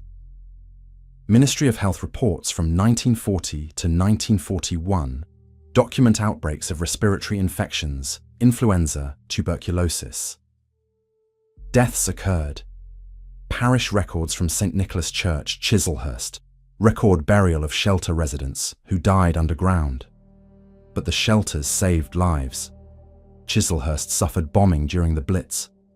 Houses were destroyed, people died. But those in the tunnels survived. After the war, residents credited the caves with saving the community. After 1944, the tunnels were returned to private ownership. They operated as a tourist attraction sporadically from the 1950s onward. Current management by Chislehurst Caves Ltd began in the 1990s. The site now offers guided tours daily, but significant portions of the tunnels are not included in tours. The commercial tour route covers approximately 2 miles, less than 10% of the total 22 miles. The remainder is unsafe for public access or simply unmapped and unexplored. The unexplored sections present genuine danger. The tunnels have multiple levels. Shafts connect levels vertically. Some shafts are 60 feet deep. Falls are potentially fatal. The tunnels branch unpredictably. Without a map, becoming lost is easy. Deaths from getting lost in the tunnels are documented. In 1830, a child exploring the tunnels became lost and died of exposure before being found 5 days later, according to coroner's reports preserved in Bromley Local Studies Archives. In 1903, 2 men entered the tunnels to explore and became lost. They were found dead 3 weeks later in a dead-end passage, having died of dehydration. In 1947, a teenage boy exploring the tunnels alone became lost. Search parties combed the accessible tunnels for days without finding him. His body was discovered 6 months later in a section not normally accessed, approximately half a mile from any known entrance. The coroner's report concluded death by exposure and dehydration. Most recently, in 1985, a man entered the tunnels alone, reportedly to photograph them. He did not return. His family reported him missing. Police search and rescue teams explored the accessible tunnels. The body was found 8 weeks later in a collapsed section, apparently having fallen through unstable flooring into a lower level and been unable to climb out. These deaths are documented in local records. They are not publicized by the site's current management for obvious reasons, but they are matters of public record accessible through archives. The deaths illustrate the tunnel's danger. The chalk is soft, Walls and ceilings can collapse. Excavation created structurally unsound passages that have been stable for decades but could fail without warning. Lower levels flood. Water seeping through chalk accumulates in the lowest tunnels, creating pools of standing water in complete darkness. The tunnels are a three-dimensional maze. Some passages run straight for hundreds of feet, others turn sharply. Vertical shafts appear suddenly, unguarded, invisible in darkness. Without artificial light, the tunnels are absolutely dark, the complete absence of light that exists only underground, where no photons penetrate. Guides who lead tours through the safe sections report that visitors panic in the darkness during lamp-out demonstrations. The guides turn off all lights for 60 seconds to show what absolute darkness is. Visitors become disoriented, anxious, claustrophobic. Panic attacks occur regularly. Guards must end the demonstration early for some visitors who cannot tolerate the complete absence of light. The tunnels also have acoustic peculiarities. Sound behaves strangely. Voices echo but also deaden in odd ways. In some passages, you can hear clearly for hundreds of feet. In others, sound is muffled and absorbed by chalk walls. This makes spatial orientation difficult. You might hear something that sounds close but is actually far away, or vice versa. Guides report another phenomenon: the sensation of not being alone in parts of the tunnels. Multiple guides, interviewed independently, describe feeling watched in specific sections. The sensation is strong enough that some guides prefer not to be alone in those areas. This could be psychological, the power of suggestion in a dark, enclosed space, or it could be environmental, perhaps low-frequency sounds below human hearing range creating unease, or electromagnetic fields affecting perception. Or it could be that the tunnels, having been occupied by humans for 8,000 years, have absorbed some residue of human presence that creates psychological responses in visitors. Archaeological surveys have documented the extent of human activity in the tunnels. Beyond the Roman and medieval artifacts, Victorian-era findings include abandoned mining tools, clothing fragments, food wrappers, graffiti dating from the 1800s. World War II infrastructure, wiring, platforms, signs, remains throughout the shelter sections. But there are also unexplained findings. In 1994, archaeological survey team members exploring an unmapped section discovered a chamber containing approximately 30 wooden crosses, roughly carved from local wood. Carbon dating placed them in the 17th century. Their purpose is unknown. No documentation explains their presence. The chamber was otherwise empty. No burials, no altar, no religious artifacts beyond the crosses. The crosses are now held by Bromley Museum. The museum's catalogue entry notes their mysterious origin and lack of historical context. They were not recorded in any religious institution's records. No church reported placing them there. They simply exist, 17th century crosses in a chamber deep in the tunnels with no documented explanation. This is not the only unexplained discovery. Survey teams have found Victorian-era coins in passages that supposedly were not accessed until the 20th century. Archaeological surveys in the 1990s discovered Roman pottery in tunnel sections that, according to historical records, were excavated in the Victorian period, yet the pottery was beneath Victorian excavation levels, suggesting the Victorians were re-excavating Roman tunnels that had been filled in and forgotten. The tunnels contain layers of history that don't always align chronologically. This happens in archaeological sites frequently. Later activity disturbs earlier layers, mixing chronological evidence. But in Chislehurst, the extent of the disturbance means that certainty about chronology is often impossible. Artifacts from different centuries are found together, making precise dating of tunnel sections difficult. The Geological Society's surveys have attempted to map the tunnels comprehensively. Multiple surveys from the 1960s through the 2000s have gradually improved mapping accuracy.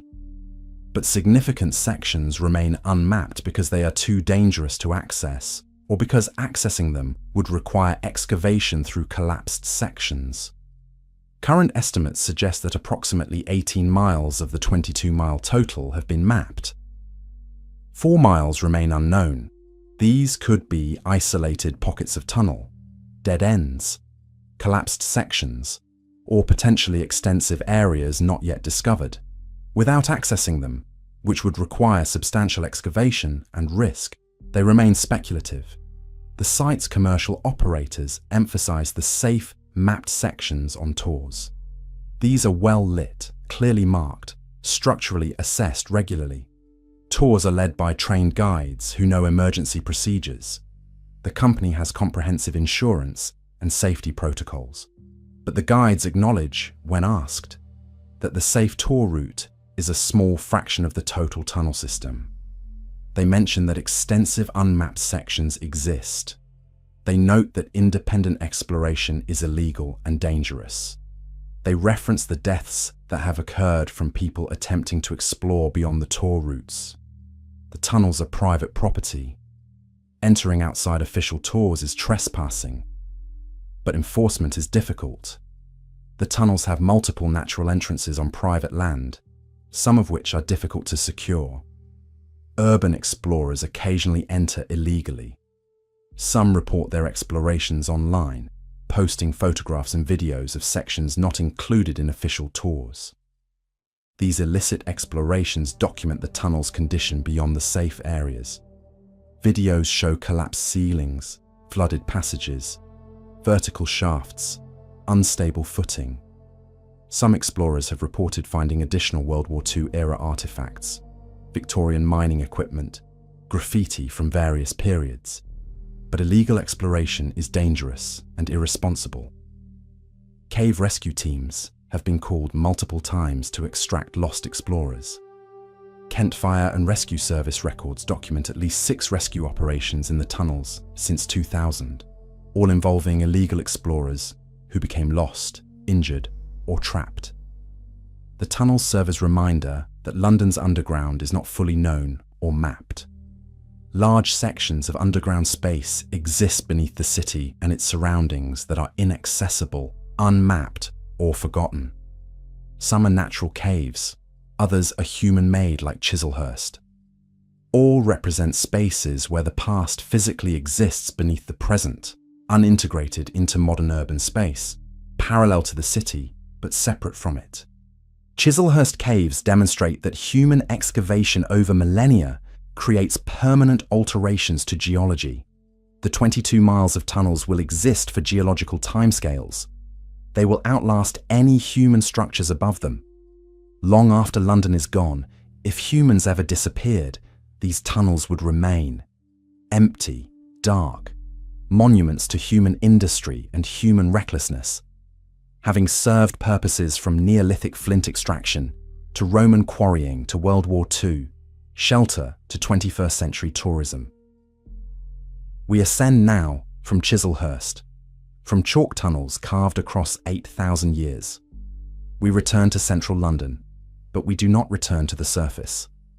We descend again, not into sewers or crypts or caves, but into abandoned transport infrastructure, into ghost stations where trains once stopped but no longer do, into preserved moments of 20th century transport history, frozen in darkness beneath the living city. We enter the abandoned tube stations, where platforms stand empty, where tiled walls carry advertisements from decades past, where London's transport history waits in darkness for the occasional visitor. Chapter 6. Abandoned Tube Stations, London's Ghost Stations. The London Underground has 40 or more abandoned stations, depending on how abandoned is defined. Some are completely closed and inaccessible. Others are partially used for storage or as emergency exits. All have been removed from passenger service, their platforms empty, their entrances sealed or repurposed. These ghost stations exist throughout the underground network. They are remnants of transport history. stations that served a purpose when built, but which became redundant as lines were reconfigured. As passenger patterns changed, as economic conditions shifted. Some closed during wartime, others closed due to low ridership. All remain, preserved by the difficulty of demolishing underground structures, maintained minimally or not at all, gradually decaying in darkness. The most accessible abandoned station is Aldwych, located on the Strand in central London. Aldwych opened in 1907 as part of the Piccadilly Line extension. Originally called Strand, it was renamed Aldwych in 1915 to reduce confusion with Strand, now Charing Cross Station, on the Northern Line. Aldwych served a short branch from Holborn for only 2 stations, Aldwych and 1 intermediate stop. The intermediate stop closed in 1917 due to low wartime ridership. After World War I, only Aldwych remained on the branch. Ridership was always low. The station was too close to other Strand area stations, Embankment, Charing Cross, Temple, providing similar service. Operating a branch line for one lightly used station was uneconomical. During the Great Depression, London Underground proposed closing Aldwych to save costs. World War II intervened. Instead of closing, Aldwych found new purpose: storage for British Museum treasures. The museum, concerned about bomb damage, needed secure storage for its most valuable artifacts. The Elgin marbles, ancient Greek sculptures removed from the Parthenon and held by the British Museum since 1816, were stored in Aldwych station tunnels throughout the war. Ministry records confirm that approximately 2,000 artifacts were stored at Aldwych between 1940 and 1945. The tunnels provided climate stability, protection from bombs, and security. Guards were posted. The artifacts survived the war without damage. After the war, Aldwych resumed passenger service, but ridership remained low. In 1962, the branch operated only during rush hours. Weekend service was discontinued. By 1994, Transport for London determined the cost of elevator upgrades required by disability access regulations was not justified by the low ridership. Aldwych closed on September 30th, 1994. The last passengers departed at 10:15 p.m, according to Transport for London records. The station has remained closed since, though it is occasionally opened for tours, filming, and London Transport Museum events. Walking through Aldwych today is walking through 1994, frozen in time. Advertisements from September 1994 remain on platform walls. Ticket machines are 1994 models. Signage is period accurate. The platforms are clean but empty. No trains arrive, no passengers board. The station exists in a state of suspension, not abandoned to decay but not maintained for active service. The atmosphere is peculiar. The station looks operational. The lights work. The tiled walls are clean, but no sound of trains echoes from the tunnels. No rumble indicates approaching service. The platform is silent in a way that active tube platforms never are. Transport for London occasionally opens Aldwych for tours, organised by London Transport Museum. These tours are popular, selling out quickly.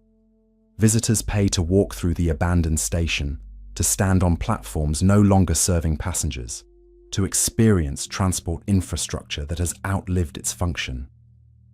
Film and television productions use Aldwych regularly. Its preserved 1990s appearance makes it valuable for period filming. Productions set in the 1980s or 1990s can film there without anachronisms. The station has appeared in multiple films including Atonement, V for Vendetta, and numerous episodes of Doctor Who. Down Street, another abandoned station, has a different history. Located between Hyde Park Corner and Green Park on the Piccadilly line, Down Street opened in 1907 but closed in 1932 due to low ridership. The station was too close to neighbouring stations, only a few hundred yards from Hyde Park Corner, making it redundant. But Down Street gained importance during World War II. The station was converted into the Railway Executive Committee's headquarters and an emergency shelter for Prime Minister Winston Churchill and the War Cabinet. When bombing made 10 Downing Street untenable, Churchill worked from Down Street. The conversion is documented in War Cabinet records. The platforms were boarded over to create a 2-story structure within the station tunnels. Offices were built. Communications equipment was installed. Sleeping quarters were created. The station became a functional underground government facility. Churchill used Down Street sporadically between 1940 and 1942, particularly during heavy bombing in the first 2 years of the war. Cabinet meetings were held there. Strategic planning occurred underground. The station's location in central London made it convenient, while its underground position provided protection from bombs. After Churchill moved to the more spacious Cabinet War Rooms beneath Whitehall, Down Street was used by the Railway Executive Committee until the war ended. After 1945, the station was no longer needed. The wartime structures were removed. The station returned to disuse. Today, Down Street is accessible only on hidden London tours organised by London Transport Museum. These tours require significant physical fitness. Participants must navigate narrow staircases, low ceilings, and confined spaces. The tours show the wartime modifications and explain the station's role in Britain's war effort. The surface building that marked Down Street Station still exists. It was converted to residential use after closure. Passing it on the street, you would not recognise it as a former tube station. But beneath it, platforms and tunnels remain, occasionally accessed for maintenance, largely empty and dark. British Museum Station near Holborn opened in 1900 and closed in 1933. It was made redundant by improvements to nearby Holborn Station. The British Museum Station building on Bury Place still stands, repurposed as a restaurant. But beneath it, platforms remain. This station has particular notoriety in London folklore. Urban legends claim the station is haunted, that strange occurrences happen in the tunnels near the closed platforms. These legends have no documented basis, but persist in online folklore and ghost tour narratives. The origin of the haunting legends is unclear. Possibly they arose from the station's name association with the British Museum, which houses Egyptian mummies and other artifacts popularly associated with curses. Or possibly they are simply generic ghost stories attached to abandoned underground spaces. No historical records document unusual events at British Museum Station. What is documented is that the platforms remain intact. Trains on the Central Line pass through the station without stopping. Occasionally, passengers glimpse the preserved platforms through train windows. The tiled walls with British Museum signage are visible for a few seconds as trains pass. Mark Lane Station on the Metropolitan Line near Tower Hill opened in 1884 and closed in 1967 when Tower Hill Station opened nearby. The platforms remain beneath Bywood Street, occasionally accessed by Transport for London staff but not open to public tours. York Road Station on the Piccadilly Line near King's Cross opened in 1906 and closed in 1932 due to low ridership. The surface building was demolished in the 1960s. The platforms remain underground, used by Transport for London as a training facility for emergency procedures. These are only examples. Transport for London estimates that approximately 40 stations have closed and remain at least partially preserved underground. Complete documentation exists in Transport for London's archives, which record opening dates, closure dates, and current status of all historical stations. Some closed stations have been repurposed. Brompton Road Station, closed in 1934, was used by the military during World War II and continues to be used by the Ministry of Defence. The station's exact current use is classified. The building is marked only with a street address, no signage indicating its historical function. Other stations have been completely demolished. Nothing remains. The spaces have been filled in, built over, or converted to uses that leave no evidence of the former station.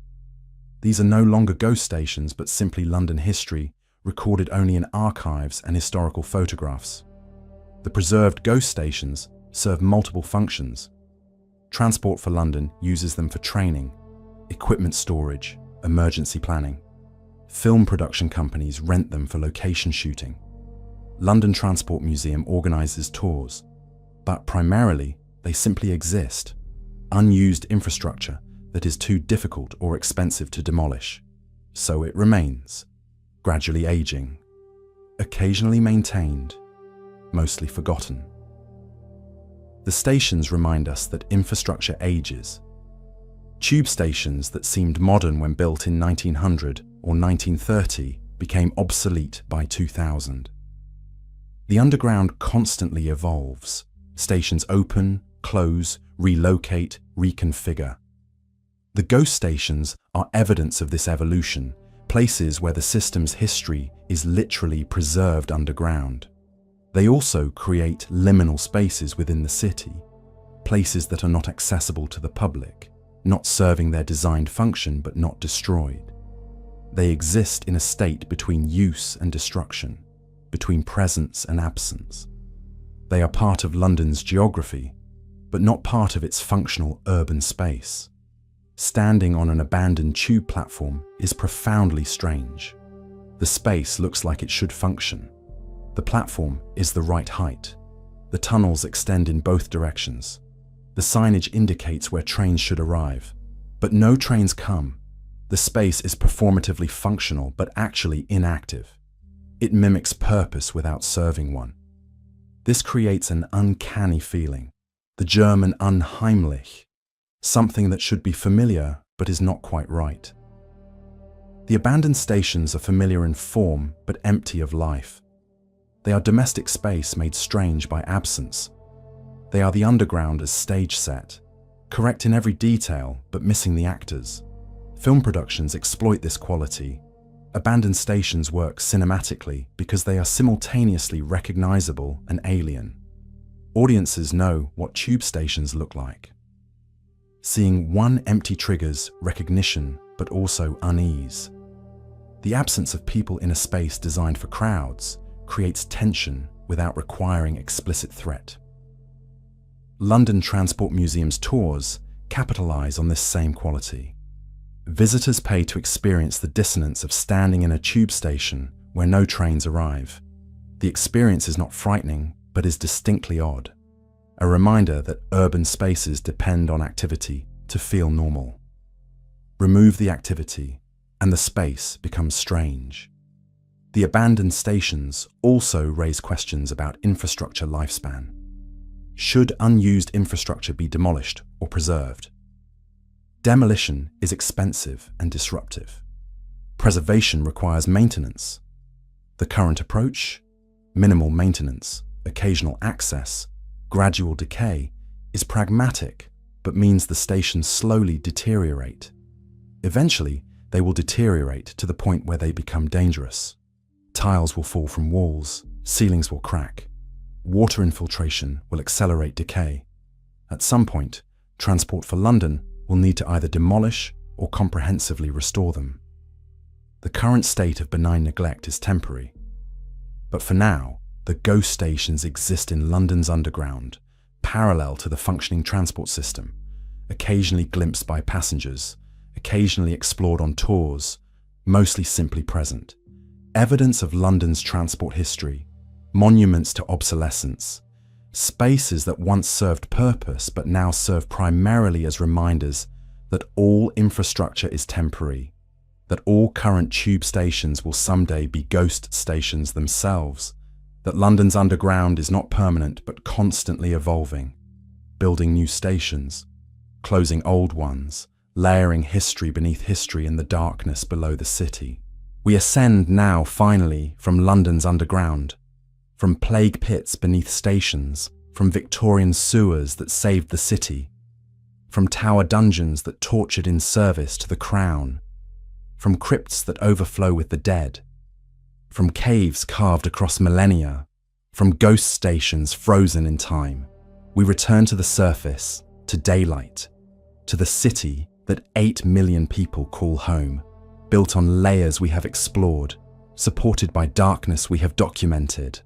This channel exists to descend into that darkness, to document what is beneath, to acknowledge what is built over, to examine the foundations, literal and metaphorical, on which modern cities rest. London's underground is not unique. Every old city has similar layers, but London's scale and documentation make it exceptional. The archives exist, the records are preserved, the construction reports, the parish registers, the engineering journals, the archaeological surveys, all accessible in London Metropolitan Archives, the National Archives, Transport for London Archives, Museum of London Collections, Historic Royal Palaces records. This allows us to speak with precision. Not speculation, but documentation. Not legend, but record. The plague pits beneath Aldgate are real, documented in 17th century burial records. The Fleet Street crypts hold 7,000 bodies, documented by 1950s archaeological excavation. The Tower's torture instruments broke real prisoners, documented in state warrant books. Basilgate's sewers saved London from cholera, documented in public health statistics. Chislehurst caves extend 22 miles, documented by geological surveys. The ghost stations closed on specific dates, documented by Transport for London. Documentation creates obligation. We cannot claim ignorance. We cannot pretend the dead are not beneath us. We know where they are. We know how many. We know their names in many cases. Parish registers list individuals buried in London churchyards. We know how they died. Bills of mortality record plague deaths, cholera deaths, common causes. What we do with this knowledge defines us. The Victorians knew about the plague pits and built through them. We know about the plague pits and continue using the stations they built. We inherit their pragmatism, whether we accept their values or not. Perhaps the appropriate response is acknowledgement. Not guilt, which is unproductive, but recognition. London is built on the dead. This is historical fact documented in archives. Every person who lives in London stands on graves. Every tube journey passes through burial grounds. Every street was built over something that came before, often burial grounds. This does not make London uniquely terrible. This makes London typical of old cities. Human settlements accumulate dead faster than they can move them. Eventually, cities build over their burial grounds. This happened in London, Paris, Rome, Athens, Cairo, Damascus, every city continuously inhabited for centuries. London's documentation is unusually complete. The British tendency toward record keeping means more sources survived than in many other cities. The archives are extensive. The preservation is good. The access is relatively open. Most records we have cited tonight are publicly accessible through archives and libraries. This allows precise history, not vague claims about ancient burials, but specific numbers from documented sources. 200,000 plague victims beneath Aldgate, from bills of mortality and parish registers. 7,000 bodies in Fleet Street crypts, from Museum of London excavation reports. 112 executions at the Tower between 1300 and 1941, from historic Royal Palaces records. Precision creates responsibility. Vague history can be dismissed. Documented history cannot. The plague pits exist, the crypts overflow, the torture happened, the sewers age, the caves extend beyond mapping, the stations stand empty, all verified, all documented, all real. What we do with this reality is the question Victorian London answered one way, and which we must answer for ourselves. Do we prioritise the living or the dead when they compete for space? Do we preserve infrastructure that disturbed burial grounds or replace it and disturb them again? Do we acknowledge the dead openly or maintain the fiction that modern London floats above history rather than resting on it. The underground provides no answers, but insists on the questions. Every descent is a reminder that beneath the surface city is the buried city, that beneath the living are the dead, that beneath progress is cost, that beneath infrastructure is violation of burial grounds documented in construction reports. London's underground is memory made physical, not abstract historical memory, but literal presence of the past.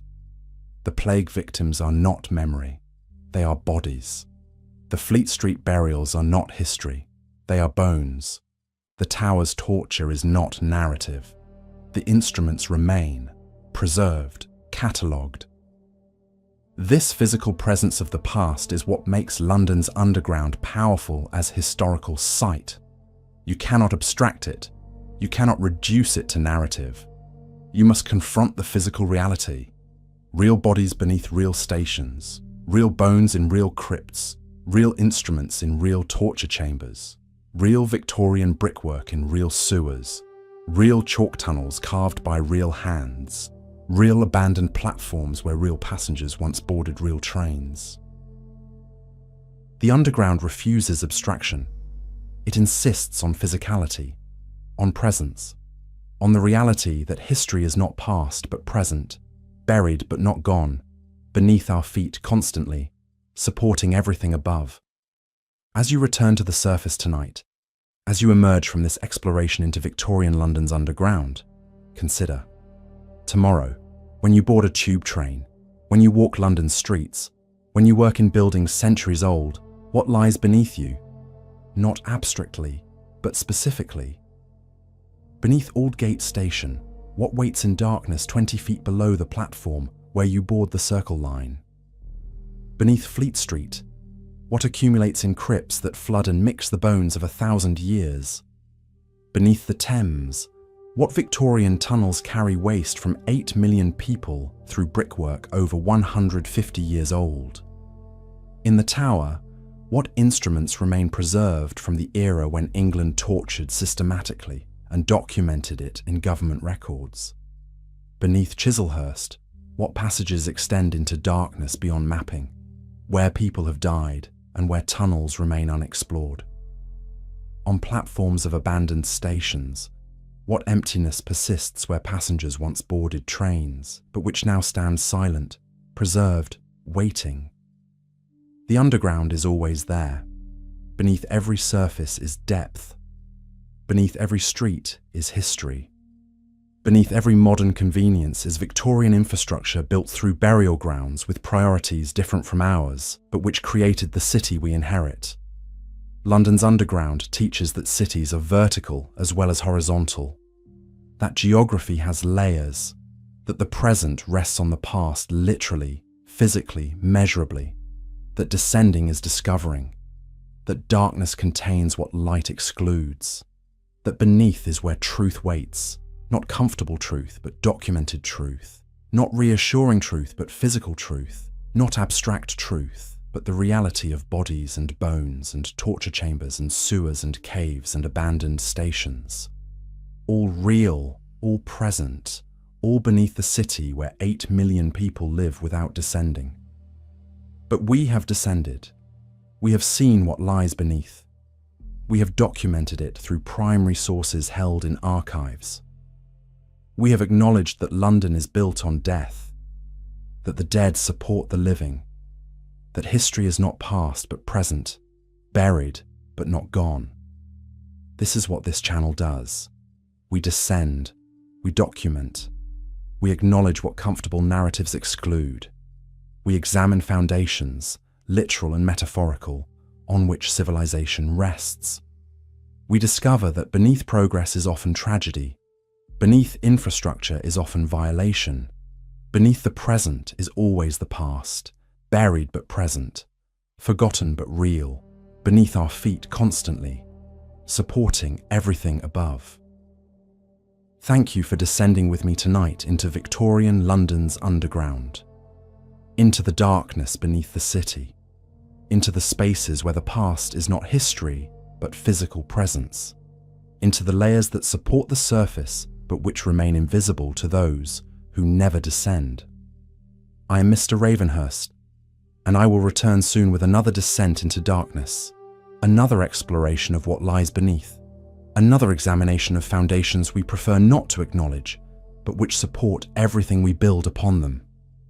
Until then, when you walk above ground, remember, beneath every step is history, beneath every street is burial ground, beneath every city is the city of the dead, more numerous than the living, more permanent than any structure, supporting everything above while remaining unseen, acknowledged only by those willing to descend into darkness and confront what waits there.